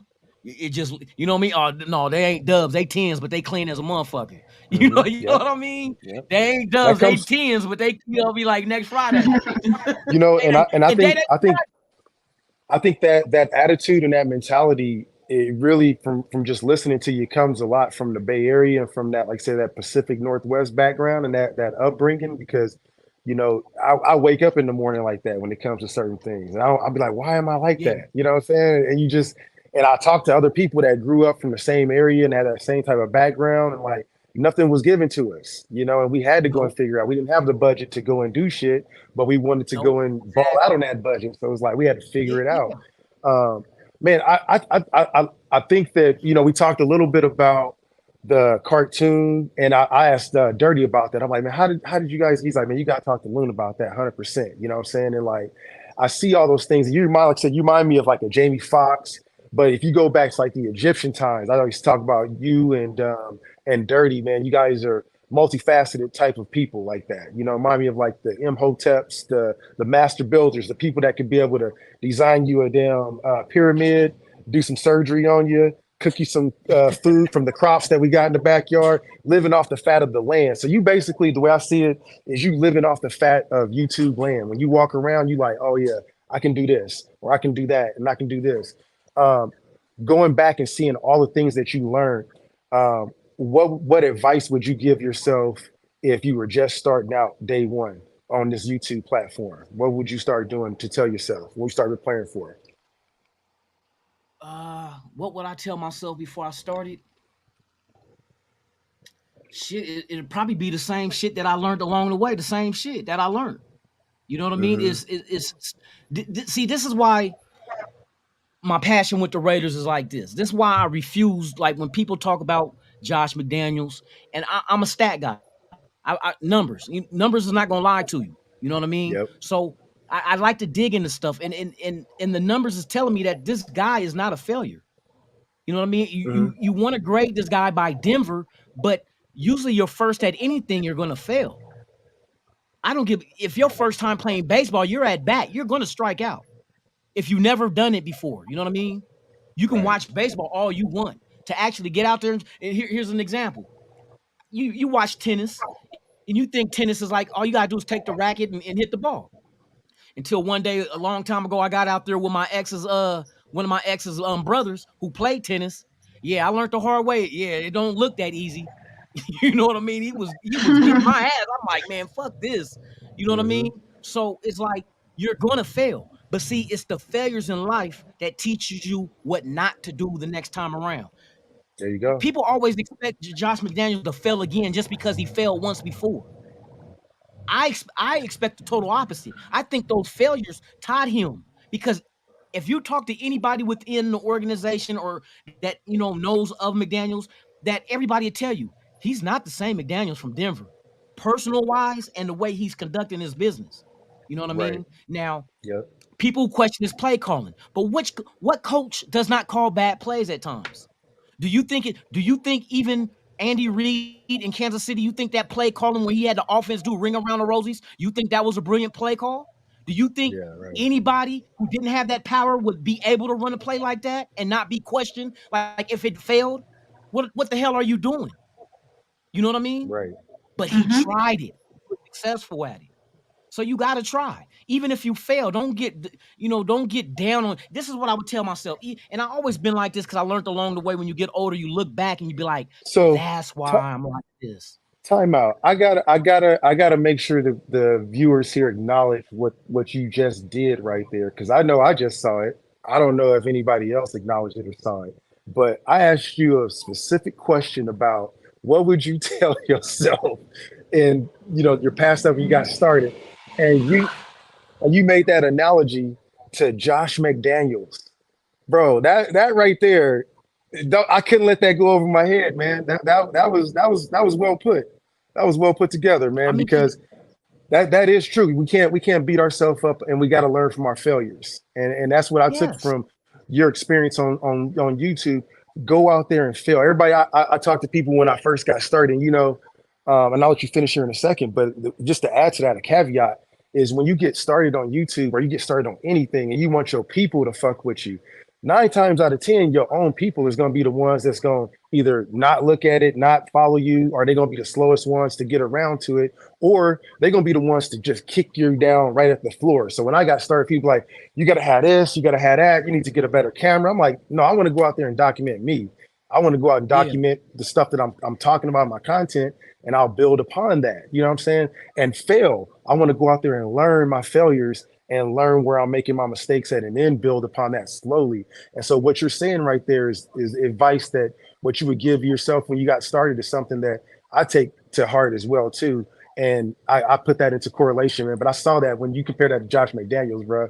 That was beautiful, man. My bad. My bad. Continue on. no, that's real shit though because it's like people expect him to be successful in year one, and I'm like anybody that knows sports, not just being outside looking in, but actually not even sports, just anything, a business or whatnot. Your first year into it, your successes, some people get lucky and get successful, in the first year, but realistically, you got to implement your system, right? Not only implement your system, he had to come in here and analyze the personnel that was already here. So he Right. has to know who fits what he's trying to do and who doesn't. After he Mhm. figures that out, then you make the moves accordingly by getting rid of those who don't fit what you're doing and bringing in those who do. Now, football is the most it's a sport unlike no other, all right? As far as numbers of personnel. You got 53 men on a team, 16 on the practice squad. You know what I mean? Do you think you're going to fill a 53-man roster and a 16-man practice squad in 1 year with only 6 draft picks or 7 or 8 or 9? You know what I mean? It's going to free agency. You only have an X amount of dollars. And just because you have money don't mean you're going to go sign every free agent because that free agent might has his eyes set on another team. So you're in competition with other teams to try to get their services. You're not going to win out on all. Just like dating a woman.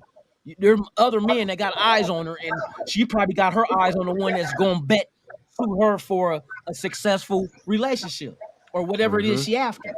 But there's competition for it. Don't mean you're going to win all the time.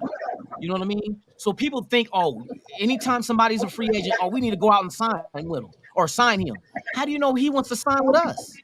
What if he Mhm. wants to go and be close to his kids in California, but he's been playing in New York or playing in Florida, but he wants to be close to his kids? You know what I mean? So he decides to go to a team that's in California. He might not even care about the income tax, the Right. 12% in his bracket that he's in. He don't care. I wouldn't care to be by my son. I don't give a damn. You know what I mean? Exactly. So there's other reasons why people do things, but we're always the ones looking at it like, oh, nobody wants to come to the Raiders. You say that again? You know what I mean? Say that again? Because people Yep. done came to the Raiders. You know what I mean? And not to just to get back into the sports thing, like with McDaniels, it's like if this guy is so horrible, why are ex players coming back to play for him again? If he's Right. that bad, you know what I mean? If he's, I mean, and I'm not people see. I don't think a lot of people understand what the hell is going on, but they act like they do. Rather than let's look at the evidence. It's just like having a court case. Who's holding the gun? Where's the smoking gun? You know what I Yep. mean? Well, I look at You the said numbers. you're a numbers guy, you're a stat guy, and you're a facts guy. Sounds like, you know what I'm saying. And I look Yeah, at it the same way. I look at it like damn near like a probable cause case. You know what I'm saying. You got to have probable cause to be able to bring your facts to the matter. man. If it ain't in black and white, it probably ain't happening. You know what I'm saying. Man, and it's like some people think that just because, like, for instance, we're the 12th ranked offense, the 10th ranked offensive line, the number one touchdown receiver, the number one rusher, and broke records that stood for over 25 years within the Raider organization. Is that accidental? Does that sound like a head coach that's predominantly offensive minded? It sound like he failed. Right. So show me how he failed. And the only thing they bring up is play calling.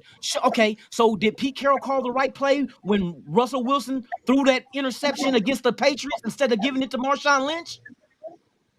What about him? He got a job Exactly. still. He has a Super Bowl ring. He played in 2 Super Bowls. You know what I mean? So where's his failures? It's okay for him to fail and learn from it, but not us. Right. We're an exception to the rule. You know what I mean? And it just the numbers don't add up. You can't say, well, the numbers can be deceiving. The only numbers that can deceive you are percentages and averages because you must know the numbers behind it to give you the percentage and an average of something. Just because you average 20 points a game does not mean you score 20 points a game. Right. You know what I mean? If I'm 100% from the free throw line, but I only took 1 free throw, that's not as impressive as me taking 50 free throws and being 100%. When That's more you when you impressive. when you see Raider fans that are in opposition of what we got a misfeed or something, back feed. I don't know what's going on. When you see other Raider fans that are negative, I wouldn't even say it negative. They have an opposition to the regime. How do you feel about that? It is to me is what are they basing the negativity on? Is it facts or is there like for instance, what was our defense good last year? Mm-mm. No. Where was our ranking in defense last year overall in the league? Was it Wasn't 27 it or 8? Yeah, it was pretty bad, wasn't it? Oh, you something talking like offense or that? defense? Defense. Defense. De- Yeah, defense we were was what cheeks. 28, 29, something like that. Hmm. Yeah, it was definitely So under so you 25. mean to tell me that the ranking of the defense exactly showed us what that our defense was bad, but our offensive ranking doesn't count. You know what I mean? Like Right. being ranked low in the NFL in defense, our defense played like that. We know this. That's right. We were ranked like that because we played like that. So why is it a difference when the offense is ranked 12th, but we say, oh, that's just fool's gold. But it's not fool's gold Yeah. with defense being that horrible. The Yep. numbers didn't lie about the defense, so why all of a sudden now the numbers are lying about the offense?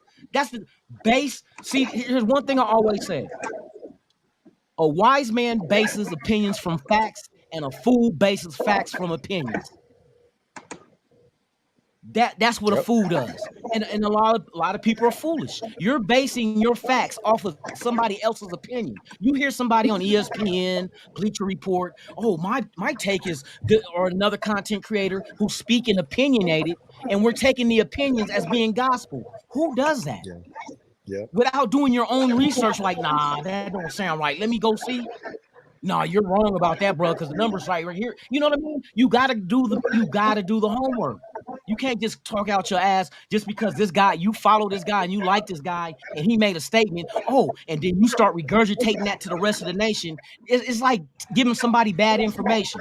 Now everybody within that circle, 6 degrees of separation, it's gonna Hmm. spread like cancer where everybody's getting the wrong misinformation and passing it on as the right information. Now we Becomes all look stupid contagious. Yep, because it's of what one contagious. person did.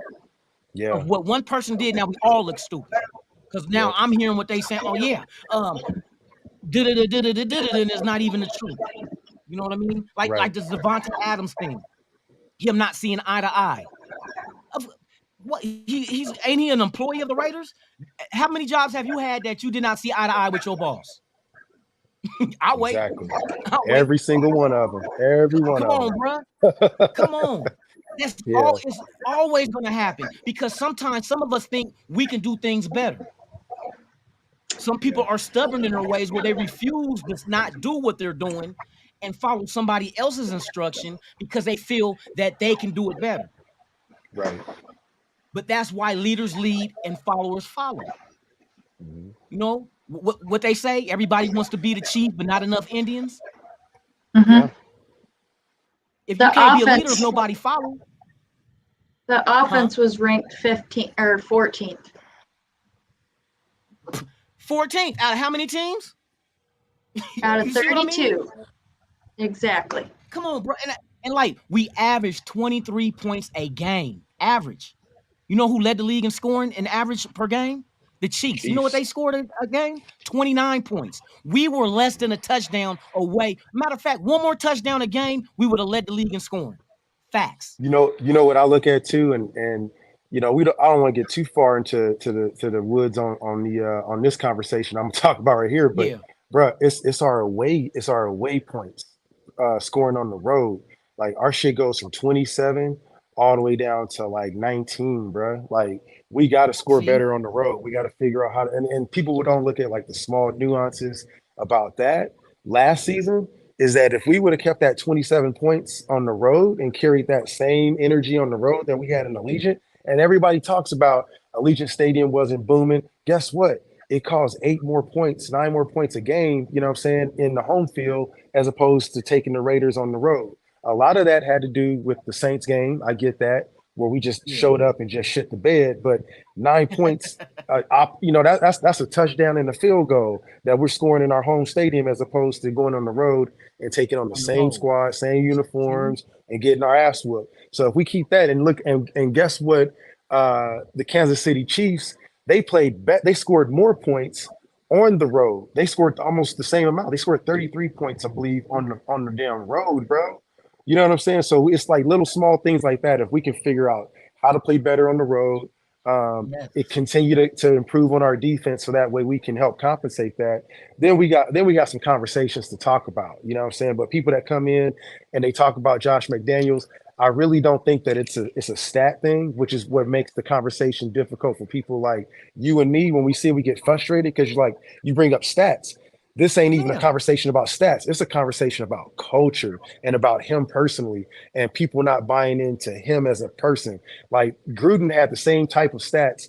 And honestly, when I saw Gruden come back, he traded people. He was kicking people out the door. He didn't even give Come Khalil on Mack now. and Mari Cooper a chance. He didn't even give them a chance to even shake their hand at the door. He was like, "You got to go, bro." And leave Yeah, them you know what back I'm right saying? there. And that took a lot of energy out of me to be able to just take that, absorb it, and be like, all right, you know what I'm saying? We're gonna take that on the chest. We cool. But like I think because Gruden Man.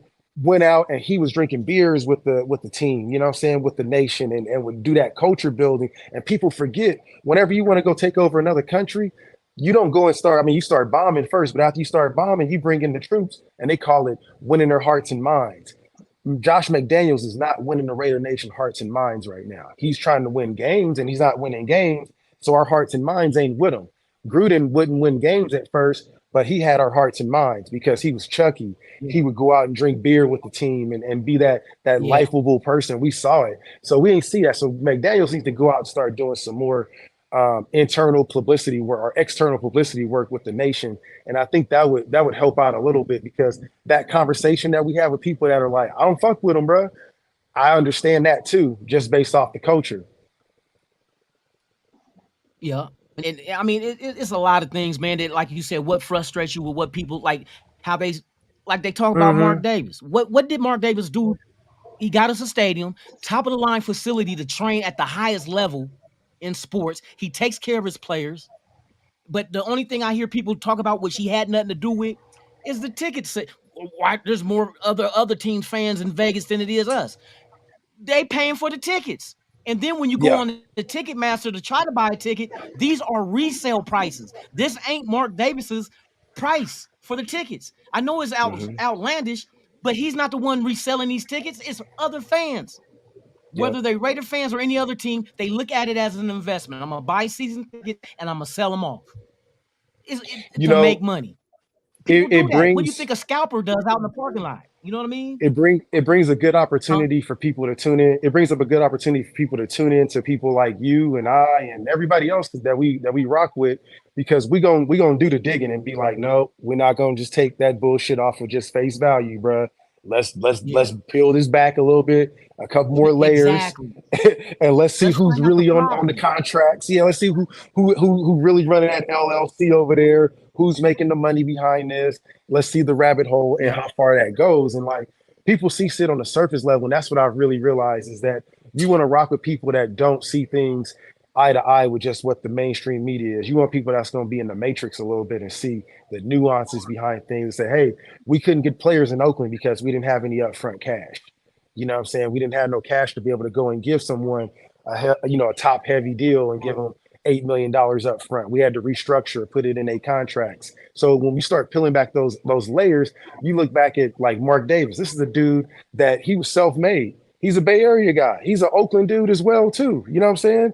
So you look back and you see how he was raised. He was raised in the equipment room. His pops didn't give him no money. He wasn't a silver spoon. He's like, nah, nigga, you need to go and work in the equipment room with the people that's taking care of the players. And that's how he ended up learning Lester Hayes, and he ended up being cool with Willie Branch and being best friends with this dude and being his roommate Yes. and coming up with the Yeah. hand warmers. That little He hand made warmer. his Yeah. When I bruh, looked that up years ago. he made his own money that way, bro. He self fucking Yes. made. He didn't have a handout from his mother and his father. They told him, go figure out some shit with the assets that we give you, the opportunities that we give you, and then come back and you can talk at the table. So as a young Yep. man, he was an agent for Cliff Branch. He was the guy that went and talked to his father to negotiate this deal to get the main wide receiver that won our three Super Bowls. Two of our three Super Bowls was Willie Branch. And he talked to his father. He said, hey, man, I'm Come on kicking you now. out the fucking house. He kicked him. His father kicked his ass out the house because he was negotiating a contract for Willie, and he moved in with Willie and became roommates because of that shit. And his best friend. So people don't understand. They think that he's just a goofy motherfucker with a haircut. No, this is a dude that was always in the shadow of his father. His father was always making him be the best version of himself, and he knew he didn't know shit Hey, about the X's and O's, but he knew about the you the contracts. look, and one thing, Mark Davis might be more brilliant than we give him credit for. Now, you look at his haircut, right? Everybody's talking, look at that dumbass haircut. I bet you know who he is because of that cut. Like Don King. You remember what Don King purposely used to comb his hair like? He said he wanted to make it look like a crown. He did that on Yep. purpose. It's Yep. promotion. You talking about a guy who inherited a team from his father. You didn't know him Exactly. from nothing else. Show But show now me another. everybody, you seeing, bruh, you seeing Yeah, at the show USC me fights, another the boxing franchise matches. where the son did that. Show me another franchise Come where the on. son successfully took over the You franchise know and did who a he hell of a is job. by that dumbass haircut. That's you know what I Yeah. mean? That dumbass Hmm. haircut is his logo. You know who he is. Every time I was at the fight this past weekend at the Romero. He was there. He Yeah. was there. But they always, no matter what event he's at, they always show him on camera as if he was Denzel Washington, as if he was Puffy. His people know who he is because of that Yeah. dumbass haircut. Now they got a face to that haircut. He might It's be like more brilliant AD than we with them. think It's like AD with with the them fucking unibrow. eyebrows and yeah, with the Exactly. unibrow. Okay. How are you up on current hip hop artists right now? You ever heard of that chick from New York called Scar Lip? I ain't heard her. She actually got a scar on her lip, but that's her rap name. Yeah. Brilliant. Yep. Because when she rapping, Exactly. you looking like, does she really have a scar on her lip? And she does got a scar. But that's Mm-hmm. her. That's her thing. That's her logo. Like you said, the unibrow. Anthony Davis got that trademarked unibrow. Yep. Exactly. Yep. Come on, Yep. bruh. All you got to do is get some clippers or a shave and just do this. But Yep. that's him. You know him by the eyebrow. So Mark Davis might be more brilliant than any of us can even sit here and imagine. Like you hear the name Mark Davis, you think of that dumbass haircut. That's his. Mm-hmm. He need to have a shield. He need to do a logo of the Raiders shield with just the haircut right there. No face, just that dumbass haircut. You'll know exactly who he is. Bro, I'm You know what telling I you, mean? man, it's synonymous around the league, around Hey, sports, for real. and people don't realize this too. Is like I look at it like a lot of great things, and most folks don't live in the era where you get to see your legends die. You know what I'm saying? And I'm not Yeah. calling Mark Davis a legend, but you start seeing your heroes die. Like we still living in an era where like kids are growing up in their 20s and 30s and they never seen, you know what I'm saying, KD, Curry, all these guys still living their life. So like when you start seeing people like Al Davis, who I was alive when he was still running the Raiders. I got to watch him and his legacy and what he did, and now seeing his son Mhm. move on. I don't take for granted that at one point Mark Davis ain't gonna be around. You know what I'm saying? It's like how do we treat and how do we respond to him now is gonna be basically how we look at ourselves later on when he's dead and gone. Because people did the same thing with Al Davis when he was alive. He was walking around in sweatsuits that was all white with his Yeah. glasses with the beads, and they was like, Glasses with "Man, the what is up? chain. What's up with him?" Yeah, man, they would talk some crazy shit, and he would walk around and he wouldn't give. And what it showed was that it was a certain amount of confidence and being arrogant to the point of not being an asshole about it. He would show up and you know that he was the boss, and that's what people love. And he wasn't like Right. the boss of like, hey, I'm gonna fire you, I'm gonna fuck you up. He knew that if you did your job and you were true to the ethos of being a Raider, you was gonna have a job. You was gonna always be a part of the family. If you did some shit outside of that, hey man, hey, here's your papers, you out of here. But he would take you in. He would take in the players that were felons, that were the dudes that would get kicked out of the league, that would do all the crazy shit that was in the news. He would take those guys in with welcoming arms, and they'd make them a part of a team and a culture.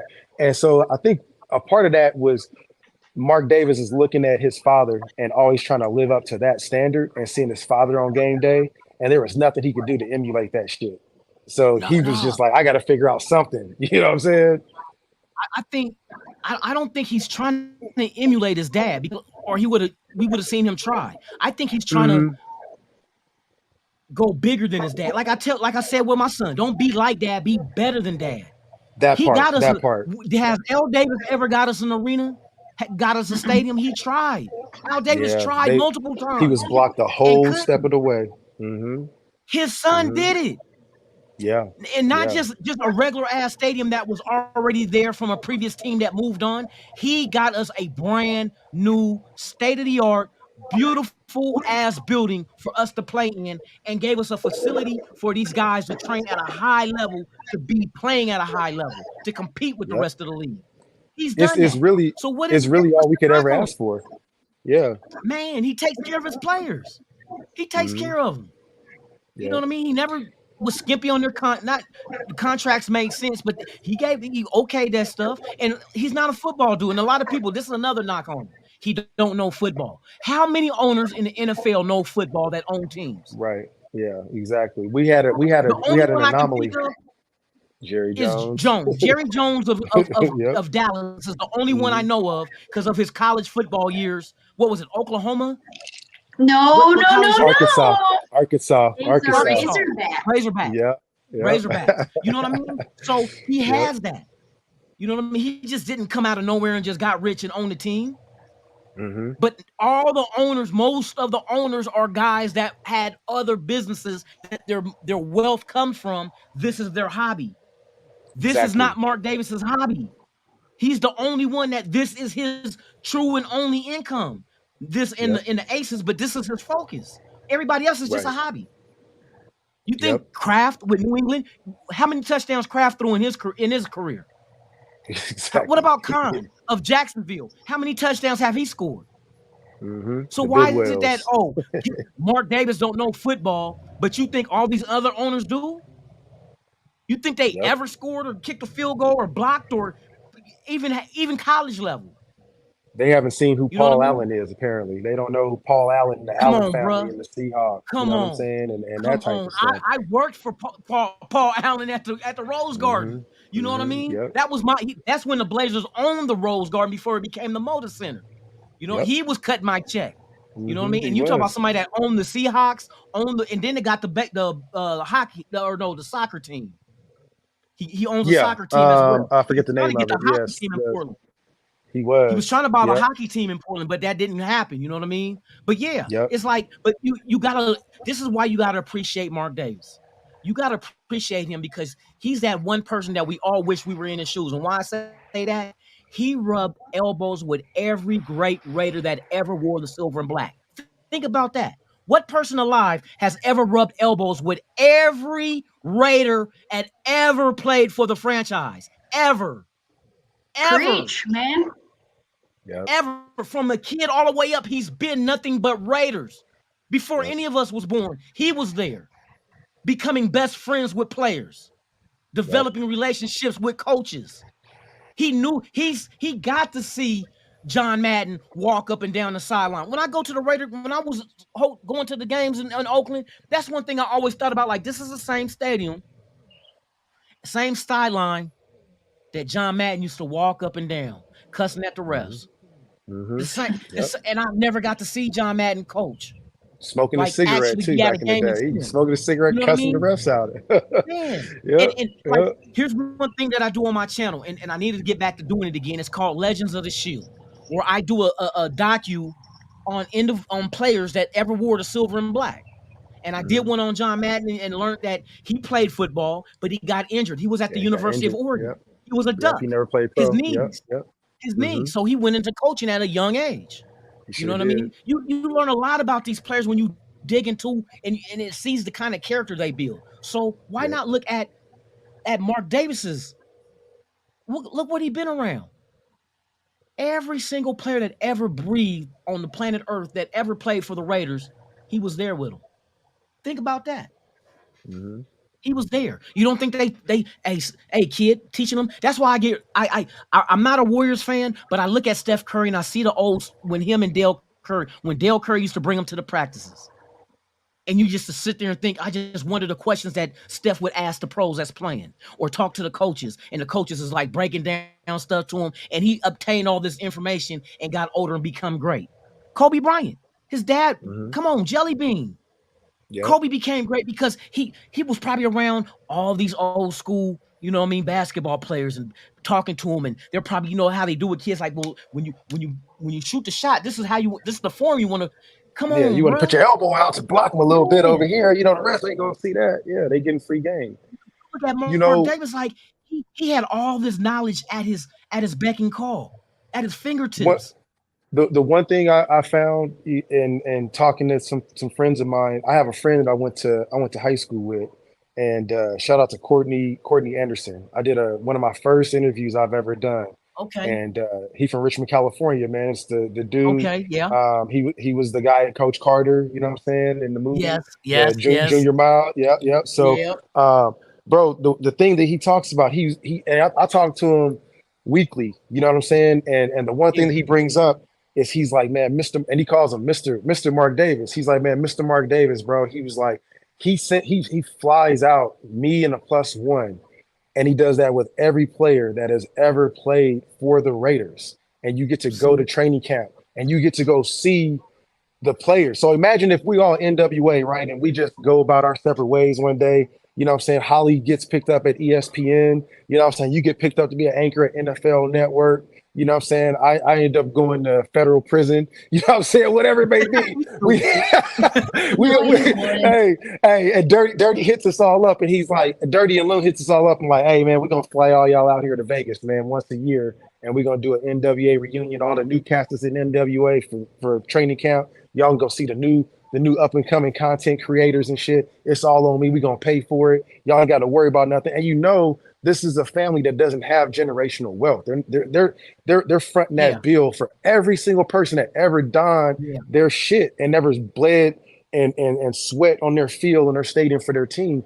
Like just talking to him, and I asked him straight up. I was like, what's your view on him, man? Is he a punk? Is he an asshole? What's your real? And he would tell me. He straight up. He's like, nah, man. He's like, he comes up and shakes everybody's hands. He thanks them for what they did. He tries to talk to you if he has a connection with you about his connection with his father. And he's genuine about it, man. He's just real genuine, and it's real love. And he don't have to do that. He's like, when I go out there, when I say everything is paid for, I fly first class. He's like, the hotels, when you walk into the room, it has your name, your number, like all of the stuff is all the room is all about you. You know what I'm saying? The hotel is like your old teammates. You get to talk to people that you haven't seen in a couple of years or whatever. Some people make it, some people can't.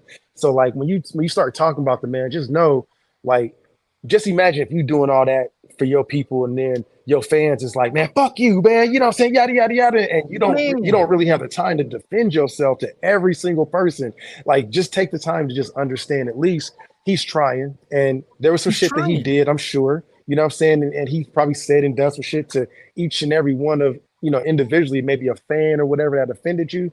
But from talking to a person that played for the Shield and had him as a boss, or had his father as a boss, to have his son coming in and taking care of that. That's like having your son coming in and having a loon reunion. You know what I'm saying? And say, hey, my dad, you know what I'm saying, really appreciate y'all. And somebody saying, oh man, well, fuck your son. His haircut's fucked up. Come on, bro. Like give him a little bit of opportunity to love you. And see, one thing that impressed me with Mark Davis, this is the one thing that really stood out. For years, there's been a wedge driven between this organization and Marcus Allen because of the Al Davis and him bumping heads. You know who fixed that? You know who brought him into the Oakland Coliseum to go ahead and light the torch for Al Davis? Everybody went nuts when he was there doing that, because he'd never been around the team, because of him and Al Davis used to, you know what I mean, on some pride shit. You know what I mean? It was, I think that when they played in LA, Marcus Allen coming out of USC, he was, you know what I mean, he was that dude. He played for a hometown team. Yeah. And I think Davis kind of didn't like that. You know what I mean? Al Davis, that is. Mark Davis is the one that fixed that. Yeah. He fixed that. And it should have been fixed, because Marcus Allen will forever be one of the faces of the Raiders, especially what he did in the Super Bowl versus the Redskins. Exactly. Setting records. You know what I mean? Got us a Super Bowl. Come on, bruh. People forget about that history, man, and that's why we need people to remind them about, hey, it's just not the current events that's going on right now. There's more to it. There's history behind it. And I heard something that was very interesting on.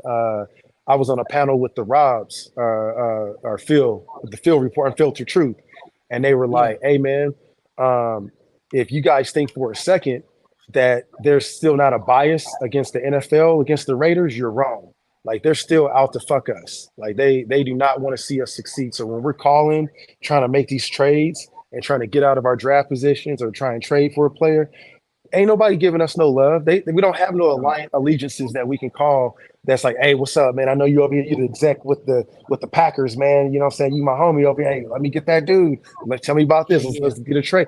We don't have those type of alliances that we can be able to connect with people to that network. And we had to build that. That's why we have Champ Kelly here. That's why we have Dave Ziegler. That's why we have the people that were coming in, bringing in through the fellowship program, like Troy Vincent Jr., people like that. Is exactly, you know what I'm saying?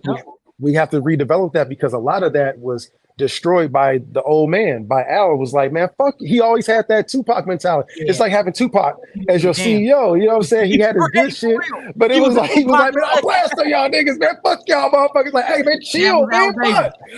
Al Davis was the Tupac of the NFL. He didn't give a damn. He went against authority. Sue the league. You know what I mean? Fire coaches. I remember, one thing Al Davis did, remember against Shanahan. Shanahan was our coach, and he fired him, and Al Davis owed him $200,000. And they still talk about that shit. Al Davis told him, go ahead and sue me. By the time you pay your lawyer fees and everything, that $200,000 gone. Yep. I'm like, that's the way he thought. That's the way he thought. Damn. That's the way he thought. Yeah. I don't give a damn. That old New bro. Yorker in him, boy. I was about to say, I Came was out. just about to say that he was a New Yorker that went to the That old Bay, New bro. Yorker boy. Like, Was he from the man, Bronx or was he yeah, he from was the from the Bronx or Bronx. something like that? Yeah, yeah, Come yeah, on, yeah. I bro. believe so. The Bronx or Come Brooklyn. on. Hey, For we real. keep getting this question right here. Thank you, Chili. This is like the fifth time we didn't seen it in the chat, bro. Everybody, because on top of everything else that we talked about, Loon can cook, like for real cook. Like he has a cooking Oh, show. Has a part of the nation. Man, like we have to get this answer so nobody else fucking ask it again. We have it like five, like I said, 5 times in his chat. Thank you, Chili. I didn't see Thank you, that. Estrada. Bro, they want to know about your cooking skills, bro. Like just break that down and give us some good details about your cooking, man. Like how did The you get cooking, started? When did you get going? my dad. My dad is a cook. Everybody in my family know my dad gets down. And like I Okay. when they see like they seen on Facebook some of these cook shows I post, and they be like, yeah, you my dad named Arthur. He's like, you got it from Art. That's Art's son, because I be doing that thing. And then like my stepmom, she with the Southern cuisine, she showed me how to make gumbo. So that's one thing I'm gonna do this winter. I'm gonna do one on gumbo. So I need to start doing more shows, but it's a lot. You know what I mean? I live alone. I get my son on the weekend, so the only time I really cook is when he comes. You know what I mean? I Okay. ask him, hey, what you want on the menu? You know what I mean? But before then, when me and his mom was together, when he was little, we would go find recipes, and I show him. We make ice cream, and we do all kind of stuff. You know what I mean? I can make donuts out of biscuit dough. You know what I mean? It's dope. How did you learn how to do all that?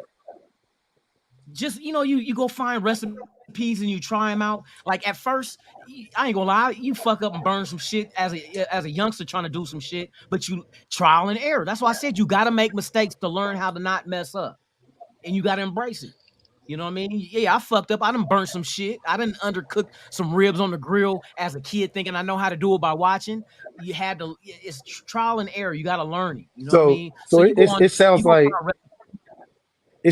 you the type of person, and correct me if I'm wrong, you type of person that besides looking at failure as a step back, you lean into your failures and you look at it as a lesson that you have to, it's inevitable. You have to fail.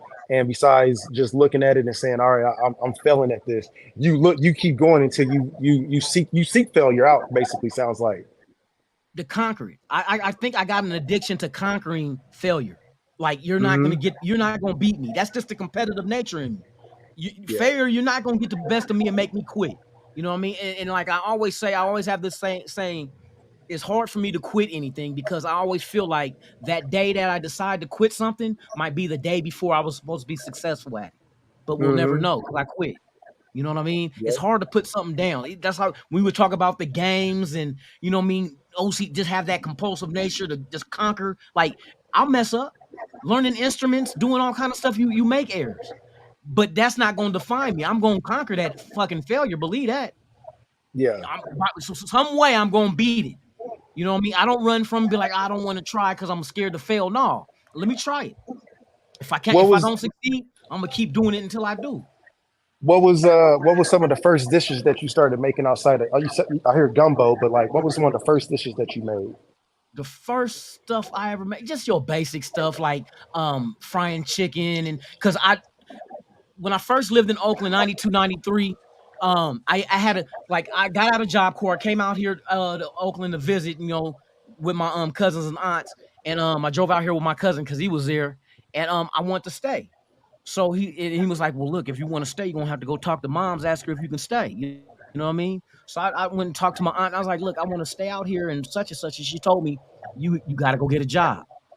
So I'm out there, 19 years old. You know what I mean? I'm still wild. I ain't gonna lie. I came out here for a change, or came out there for a change to try to, do something and chase this music, really.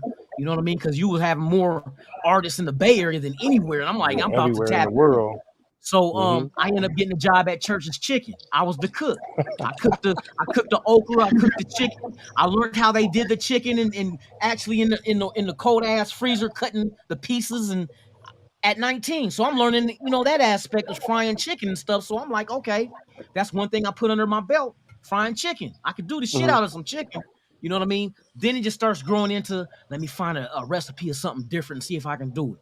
Then I found the stuffed chicken breast, and I did the stuffed chicken breast with the goat cheese and apple years ago. This is the first time I made that in over maybe 8, 9 years was the last time I made it. And it's just something that like, let me try it again. So that's why that was one on the episode I did Chinese food. I just make everything I like to eat or want to try. You know what I mean? My father, he was always the cook. Like I said, used to always make us breakfast on the weekends. You know what I mean? Always was, especially the omelets. I can get down with omelets because of him. You know what I Hmm. mean? Peach cobbler. He makes pies. He makes Ooh. sweet potato pies, pecan pies. Hey, I learned it all through him. He's the cook. Wow. So it's just, Wow. it's just practice finding new recipes and trying it. You know what I mean? So yeah, my pops is the reason why I get down. You feel me? I get Shout out down. to the pops, Barbecuing. bro. Yeah. Hey, for real. Shout out to everybody in the chat, man. For real. Yeah, man. Shout out to y'all. Ooh. They are highly entertained right now. I'm telling you that right now, man. I don't know if you've seen the chats that's been going in. What's up, Dirty? He said, why you always gotta call why always gotta call Loon and he'll never call me back. Hey, we'll get him on the line. We'll get him to call Oh, you. That was When that I was meet Dirty. you, Lunatic, man. I hope you have some peach cobbler. Ooh. Mm-hmm. Mm-hmm. Man, I love Oh, hearing all this stuff, bro. I don't know. Yeah, I could do some. That'll probably be one of the episodes I do too, and I do a butter crust from scratch. Some people like black people when they do peach cobbler. I'm gonna tell y'all a secret. They buy frozen pie shell and they line the Mm-hmm. damn The they sugar. line the Yeah, pan yeah, with yeah, yeah, frozen pie shell as they crust. Nah, yep. I'm doing a flaky butter crust from scratch. That's flaky when you has the right Get that salt, fork. Yeah, sugar. you You gotta know what I put the mean? It's fork not too sweet. down. It's not too Yeah, yeah. salty. Man, just crust. You know what I mean? Just I crumbles, love that. flaky, Yeah. beautiful. Throw a little ice You know cream what I with mean? it I and even it did a just bruh, hey, for real, ice cream. Oh my god, we'll have peach guys, cobbler a la mode. this brother makes his own ice cream, man. He makes his own ice Yes, cream. make ice cream sorbet. Me and my son used to do that all the time. You know what I mean? Alcoholic beverages. I make my own mixed drinks too. I got a candy apple martini that you never had. I promise. Yeah, I man. promise. So what's your Tastes just favorite like a thing to candy cook? apple. Oh, I like sweets. I think my best thing, I like the peach cobbler, um, hands down. But I don't know if you guys know what beignets are. They're French donuts Yeah, oh that you get yeah, them yeah, out of New hell yeah. Orleans. I Hell make yeah. beignets from scratch as well. I do What? beignets. Wow. Yes, I can make beignets. I'm Man, gonna do that on the show too. okay. Do all that shit. So on So top of the yes, cooking, sir. on top of the cooking and everything else too, bro. Um, we're looking at Raider Stan, who is near and dear to everybody, right? And I mean, we already hear about how you grew up, you got on the Uh-huh. content creating from your music side. Who would have ever knew you were making a documentary from the hoods to the woods? Um, and then you start talking about sports content, MMA, boxing, all types of sports. Narrowed it down to Raider stuff. What? How did Raider Stan get created?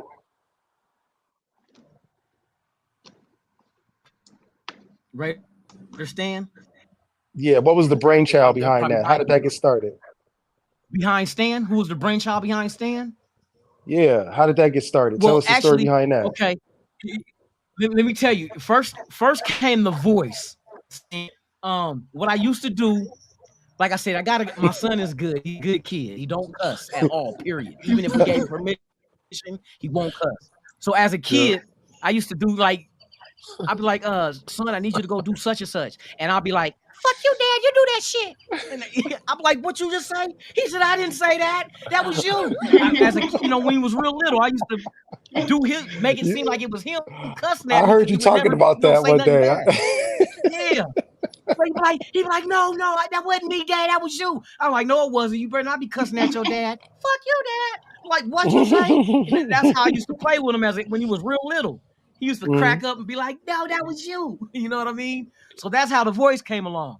Also, um, the puppet thing was like, as a kid, you grow up, you see Sesame Street, you see the Muppets. You just at my era as a kid, that was what you seen. A lot of Hey, puppets. Fraggle Fraggle Rock. Rock. Remember Fraggle Rock? Come on, Yeah, bro, with the yeah, doozers and the trashy. yeah. Come on, bro. Fraggle The Rock. dark. Remember the Dark Crystal?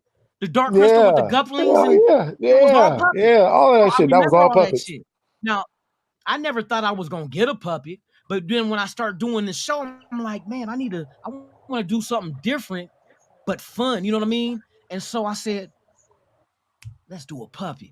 So I start going on Amazon looking for puppets and shit, and then I come across, which I came up with Stan. Now the name behind Raider Stan. The reason why I came up with that name is because you know how when you're a diehard anything they call you a Stan, like from Eminem's song Stan was about Yeah. a overly a Yeah. fan of his. Obsessed. Yeah. Yeah. So Yeah. Raider Stan is a Raider Stan. So wait a Just minute. all This you is know what I mean? He's a before. This diehard is Raider. this is. I don't want to bring up number 4, but this is before the Merrick Dar stands, the Derek Carr stands. Wait, before, yeah, this was before that. But just the Damn. term Stan was always before then. Yeah. The Yeah. With song that Eminem. Eminem Yeah. did Yeah. called Yeah. Oh yeah. yeah, Eminem did a Yep. song called Stan, but it was about Stan. a person who was a Yep. obsessive fan over With that him, which nice is little an melody obsessive. beat. Yeah, that's what a Do Stan do is. do do do That's where the do term comes from. do. He's a Yep. Stan. Do do So do I said, do do okay, do. Raider Stan. He's a Raider Stan of the Raiders. He's a Yep. Stan of the Raiders. He's just all Raiders. So I gave him his own little Hmm. personality. He could say and do the shit that, you know what I mean, only he can because he a puppet. He can't get in trouble for it. It wasn't really said by a human. What, you gonna cancel a puppet? You know what I mean? Yeah. So I just been wild with him. Cleophas, that's the guy that old school LA Raider dude with the curl and the gold rope and the gold tooth, just old Yep. school Raider. You know what I mean? Out of that LA era back in We the all late we all 80s. know that You know what guy. I mean? Yeah, That NWA. there Hey, really is for real. somebody uncle out there that live in It's the really, in the yeah. backyard in the garage. Come out, hey, Cleophas Jenkins. what's up, nephew? Yeah, what's up, Yeah, nephew? Yeah, that's yeah, right. I got It an kind uncle of like that. reminds you. It kind of reminds you of like it's kind of like Jerome from Martin, Exactly. but Yeah, yeah, Jerome was more of a pure player type. This dude is a gangster football Raider fanatic. Like, you know what I yeah, mean? The 80s, come on, the crack epidemic. That's where he come from. You know what I yeah, mean? So exactly, kind of remind you of Uncle Jerome from Snowfall. That kind, you know what I mean? exactly. Jerome. Yeah, yeah, nephew. Oh shit. Yeah, hey, for real. So that's Cleophas Jenkins. Um, but yeah, It's man. like exactly Before I what you was doing talked all that, about though, how like you have a concept and you have an idea and then you'll take it. Like you talk about the voice that you had with your son, that you would have for your yup, son, and you fostered that and turned that into something else. And then you had the Eminem song and you pulled away that stand, that fanatic part about that so people can yup. understand that. And then that voice and that name, like when people don't really realize that stand, that's where that comes from. And when they start saying that, I do know that there's a lot of people in the nation that see that and they're like, man, I didn't know that Raider Stan was like the Derek Carr stands. I just thought that was just his name. And then people start figuring that out. It becomes that interactive. It becomes even more funnier, bro. Like it really do, man. Yes, that's the evolution of him for real, for real. You know what I Did mean? you So intentionally yeah, think about did you intentionally think about the protection that Stan gives you as a content creator to just cuss the motherfucker out from a puppet standpoint? Or was that something that you just stumbled upon? Or was that a thought that you had going into it? well, you know what? It wasn't really a thought. It's just something that happens because, like I said, you doing the voice like for my son. Basically, you're having a conversation with yourself. So it's like I can really almost have split personality where I can be two people at once and carry a conversation because I do that You as sure a as fuck joke. can. You As sure a as fuck joke, I can. do that shit. You know what I mean? I even like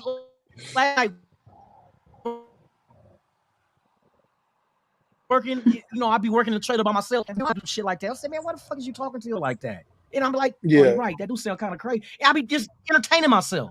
You know what I mean? Just to entertain myself. And plus it helps me with the stand shit. Like I can do this. Like it's not like Stan is a real person. And that's what I want Yeah. everybody else to look at it like right now. And what people don't know I am working on to be a ventriloquist. I've been working on it, trying to practice not moving my lips. So I'm gonna get that right eventually because I'm learning the secrets of it. It's not as easy to think, but there's tricks to it to be able to get by to pronounce certain things that you can't that you use the lips to pronounce. You know what I mean? But there's other letters and sounds that you use to replace it that you don't have to use the lips. So I'm learning this, and I'm learning it from Dunham. What's that? Yeah, Jeff Dunham. Jeff Yeah, yeah, Dunham. yeah. Y'all niggas about- Yeah, yeah. He's good, bro. I'm I'm I'm I'm taking lessons from him because he has tutorials on how to become a ventriloquist and what you can use Mhm. to help you. So I'm working on that shit. Eventually, I'm gonna get there where the mouth won't move. But I think it's kind of funny that you do see the mouth move, but even Yeah, then, yeah, you still see Raider Stan as his own personality. You don't even he's there with me, but I want people to perceive him as being a whole different entity, and it works because it's just like a oh, you got my hat. yeah, yeah. Jerome in the house. Come on, why I got a Santa Clara Raiders hat? Now it just matches my over. Hey, you remember Over the Top from back in the day? That Sylvester The Stallone arm movie where he wrestling was. movie. Yeah, the arm wrestling movie. You Yes. know what I'm saying? Yeah, Yes. you gotta have it match the swag. Don't hate Jerome. I got the shield on it, man. You know what I'm saying? You good? Man, hey, I got the hat similar to that shit for Yeah, real. this But the Pro Bowl edition. This the Pro Bowl edition hat. I forgot which one because mine is it navy blue? Nah, this one black. Is it okay? This is a Pro Bowl. This is a 1993 Okay, edition. Pro Bowl hat, new because I era. got the one it's navy blue with I think it's the yellow bill with the yellow and red. I forgot what I think it might have been Pro Bowl hat too because you know they got different ones.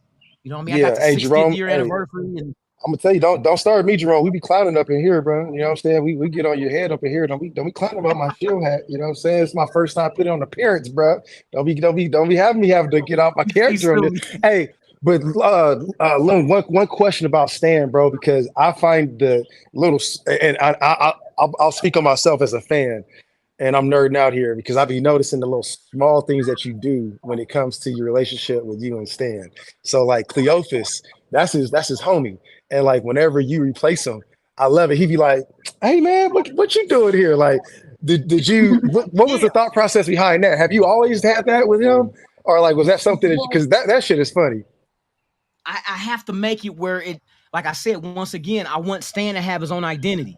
So I don't want, and so since I do other characters myself, I don't want you to see Lunatic as Cleophas. So the way I try to separate all that is by the relationship between me and Stan is not the same as Stan and Cleophas, even though me and Cleophas is the same person. So I try to build that distance to once again give him his own identity to make people actually think that Stan Where the is a fuck did real you come up with motherfucker. that, bro? Where the fuck did you come It's, up with that, dog?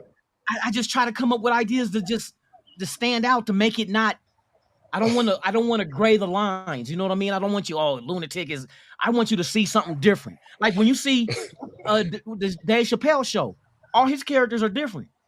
Yeah. You don't try to say, "Oh, that's the same character he did as," you know what I mean? You want to separate it to give them their own personality, their own voice, their own and like you don't never see the crackhead Chappelle the same as remember when he did Negan on from Walking Dead? That shit was so funny. You don't see, you know what I mean? You don't see it's not to you it's not the same. It's like different characters. It's like on My Martin, like favorite. Martin's show. You know That's my Shanae favorite. is different Yeah. from bruh, Jerome. You know, they it's the same dude, but you want to try to distinguish them because you don't want to grade the lines and make you think, oh, that's Martin. You don't look at him as being Martin. People, when you talk about those characters he played, you mention the character's name. You don't never say, "Oh, you remember when Martin did Jerome?" No, you remember Jerome? Jerome in the house. You know what I mean? You look at them as a Yeah. total different as their own person. So that's what you want to do as characters. You want to make people believe that that character is a real thing and not that oh that's just Lunatic in a wig and some lokes. You know what I mean? You know what I mean? That's you don't want that. You want them to have their own. So it's just ideas I try to come up with to try to make it more believable. More, It's just more. Even though he's a that puppet. little stuff right there. Those little things, like most people won't pick up on that. You know what I'm saying? They'll just be like, Yeah, "Oh yeah, what's going on?" But they don't understand like the relationship between Cleophas and Stan is like it's like that. That's his dog, and then he see it's the you, and y'all be sidekick. yeah, oil and water, oil and vinegar. Yep. I like So that. I like I that. try to separate it. You know what I mean? So that's why I do that. Holly, you got any questions? What's Well, I'm going gonna on have with to you over jump there, off here. sis? Yeah, Oh, yeah, we You I'm figured. got just listening. I'm just listening to Lunatic. Yeah, I figured we the I mind of know we got lunatic. to be we got to be conscious of your time. We had about 2 hours. You know what I'm saying? If anybody in the Yeah. chat got any other questions, if we missed out on anything, we got the food questions answered. We got the stand questions answered. I think we want to leave you with the future. Like where do you see yourself? Where do you see number one? What we always ask people: where do you see the future of Raider content creating in 5 years? And then the second part, I know my sister Holly gonna ask this as well, but for time constraints, who would you bring on next? Is there any, or who would you recommend? We want you not nominate because we don't want to have them feel pressured, but who do you think that would get some good value out of just having a intimate conversation like this, a one-on-one conversation within the nation or even outside the nation that'd be beneficial? So the future 5 years of content creation, and then who you bringing on? The sky's the limit. That's why the 5 years from now, and that's why I'm pushing the line on this shit. You notice I try to bring all content, different content, but it's all Raider related. Whether it's focusing on presenting it to the nation or it's something to do with the nation. The cooking Hmm. show, cooking with the Yeah. nation. Hmm. People in the nation. If you like cooking, I try to give y'all some recipes, and some of y'all may not cook and want to try. I Yeah. want to hit you with that. Fashion drip. You know what I mean? When I do Raider drip, fashion for the nation about all the hats. I love hats. Yep. My clothing line started off with a hat line.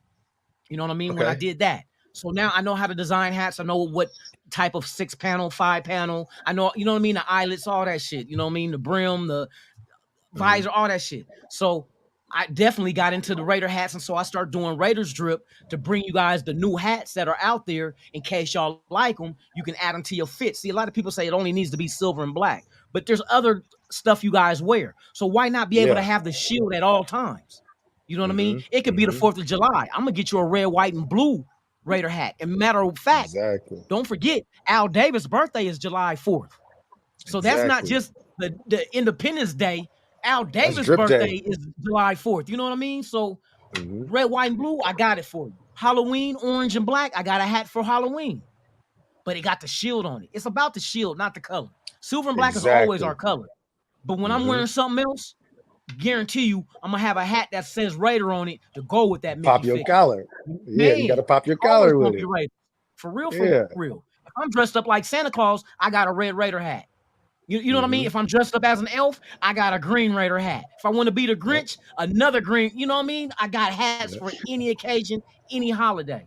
Believe that. Exactly. Yep. So just Yep. rock the shield. That's all that matters is the logo and the name. The color is Quick just, hey, question if you here were too. colorblind, it wouldn't matter. Huh?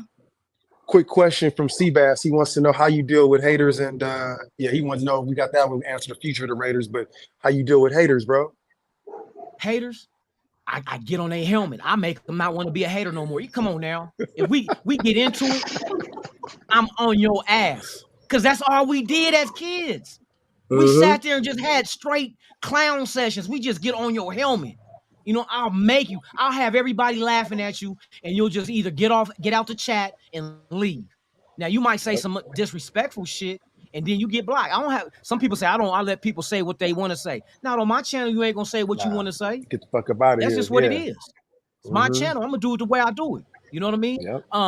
But yeah, the haters, some people want to be trolls, and like I say, that no offense, ladies, but that's a female trait to troll because you troll men all the time. With your little 2 minute Hmm. brother, with your little y'all troll, y'all natural trollers. Women get a woman to get in a man's head to make him hate life. You know what I mean? Oh yeah. You get a man getting mad about his penis size. He looking for the foreskin to put back on. Oh, I thank Yeah. show God that her. does Yep. not. You know what I mean? Thank Yeah. So God hey, Right. that doesn't go forward for me. for real, women are natural trollers. You guys put it on the heads of people. You know what I mean? So, hey, anybody that want to pull up and be a hater, y'all, it's fun and games. I'll go hard on you though. I'll say some outlandish shit that you just, oh no. He said I be sniffing coke off the ass of midgets. Yeah, some crazy shit. But yeah, hey, Yep. like I said, one thing And one thing you learn, like when with people doing stand up, you can never beat the man with the mic. If you go and Yep. try to heckle somebody on stage, you'll never win because they got the Nope. microphone. Well, guess what? On my channel, Exactly. I got the mic, y'all. Hmm. I got the Exactly. mic. But yeah, man, that's how I deal with it. I don't like. I just try to blow them off or ignore them sometimes. But if they want to get into a capping match, and cap from my era is not. It doesn't mean a lie. It means talking about. It's the same way y'all say roasting or flaming somebody. We used to Hmm. cap on you. That's an old Yep. term, old school term. Yep. Are you Yep. capping? Like if Exactly. somebody talks some shit about you and you capping? Yep. We didn't mean it was lying. We meant that you were Is talking about somebody. So or so they call it y'all, yeah, getting on your head. You got to get on their head a man, little getting bit. You know what I'm on saying? your helmet. You know what I mean? With no chin strap, own it. You know what I mean? Little yellow school bus in the front seat helmet, own it. Yeah, exactly. Yeah, and that's really that can be a shield of protection growing up when we did in that era too. Because like, if you had the biggest dude in the room that was always trying to punk somebody, man, if he didn't have no mouthpiece, he didn't have shit. Cause you can't fight every damn body, but you can clown somebody and they Yeah, go home and they be feeling it. It hurts.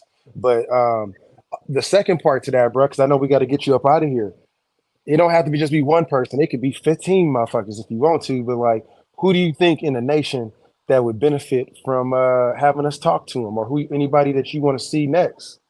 We didn't talk to Dirty. let's We didn't see. talk to Captain Jack, That and was and that was and some good you. shit. Yeah, thank you. Let's see. It's got to be Yeah. something different. You know what I mean? Something. You know who would be interesting? Who's that? I think Raider Critique. Mm-hmm. Raider Critique. Mm. Just him being around the nation and just you know what I mean Mm-hmm. from the content creating standpoint. I and it's not it's from his own lane. That's why I appreciate him because he sticks to what he does. What he you know what I Hmm. mean. Some content creators they try to mimic others. You know they Yeah, see success. You know what I mean. They want a copycat rather than what do you bring to the table that's unique and different. And I think yeah. They want to Critique go in is that unique lane. and different. He's on that Hmm. rock and roll, you know what I mean? And then when I heard him talk about rappers one time, he started talking Brother Lynch hung. I said, Yeah, "What? I was like, I saw that shit too. I was 2014? like, wait a What? minute, hold up. That Where do you get that I fuck from? with Lynch hung. Man, come Yeah, what on, walk? bruh." I said, "You was What's listening to Walkman he that, didn't have? Yeah, what CD he bruh? didn't picked up? He didn't went to Hey, the wrong for Sam real. Goody and shit. Come He on, was in the man." wrong section of Sam Goody. He hit when he said that shit. I'm like, oh, and that's what I my saw little that brother. shit too. He used to love that. You know, just the way he spit Yep, fast. But yeah, Raider Critique, I think, will be a good that's a good conversation one. piece to sit there and pick his brain on some things. You know what I mean? Okay. Because he's gonna give it to you what he feels, his opinion. Yeah, You know what I mean? And yeah, not try to sugarcoat it and say what you think people want him to say. That's the kind of people you gotta respect. People that's willing yeah, to speak their piece and not worry about what others think. Because yep, everybody's not gonna agree. You know what I mean? yep. I don't have to Exactly. agree with you to respect you. Nope.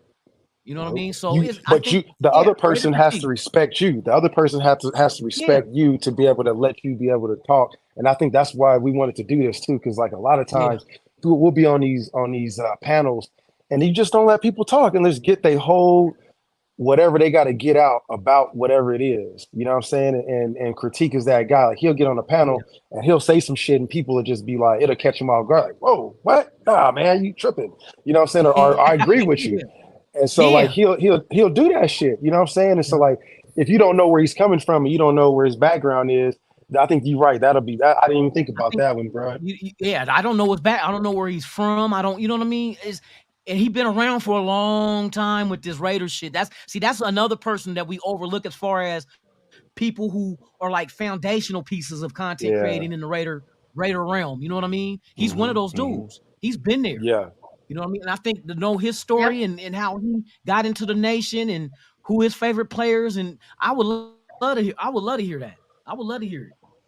You Well, know, so guys, that's we one. got it right there. Yeah.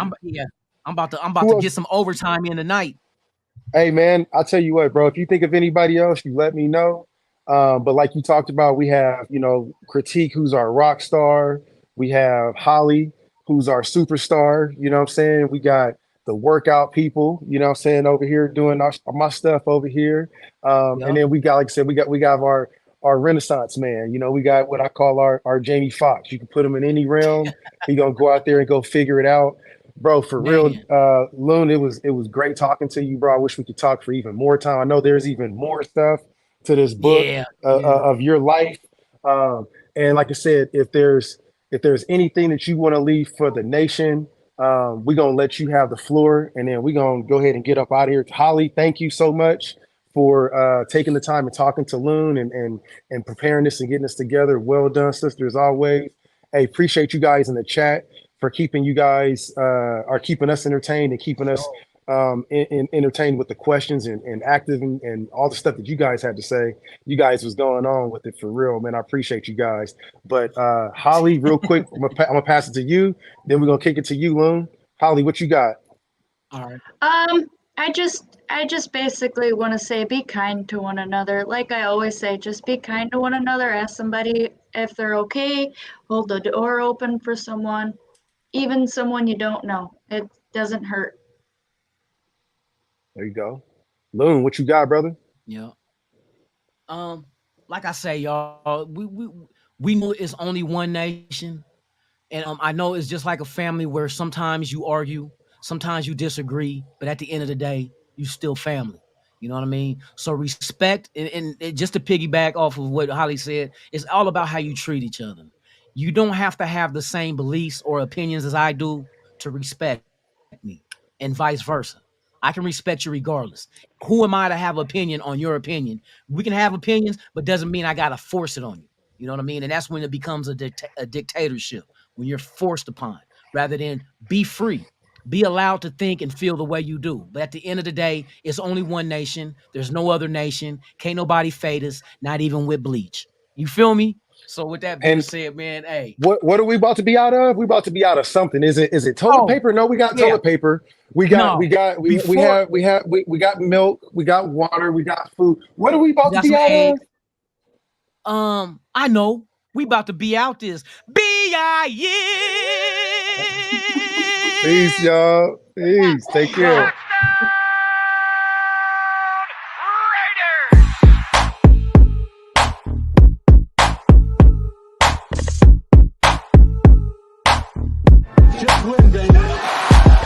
Who you thought I've been rocking for? Ever since a kid, it's been patching skulls. Black and white, you see it on my flags and poles. I'm a Raider, baby, you ain't gotta ask to know. I'm a Raider, baby.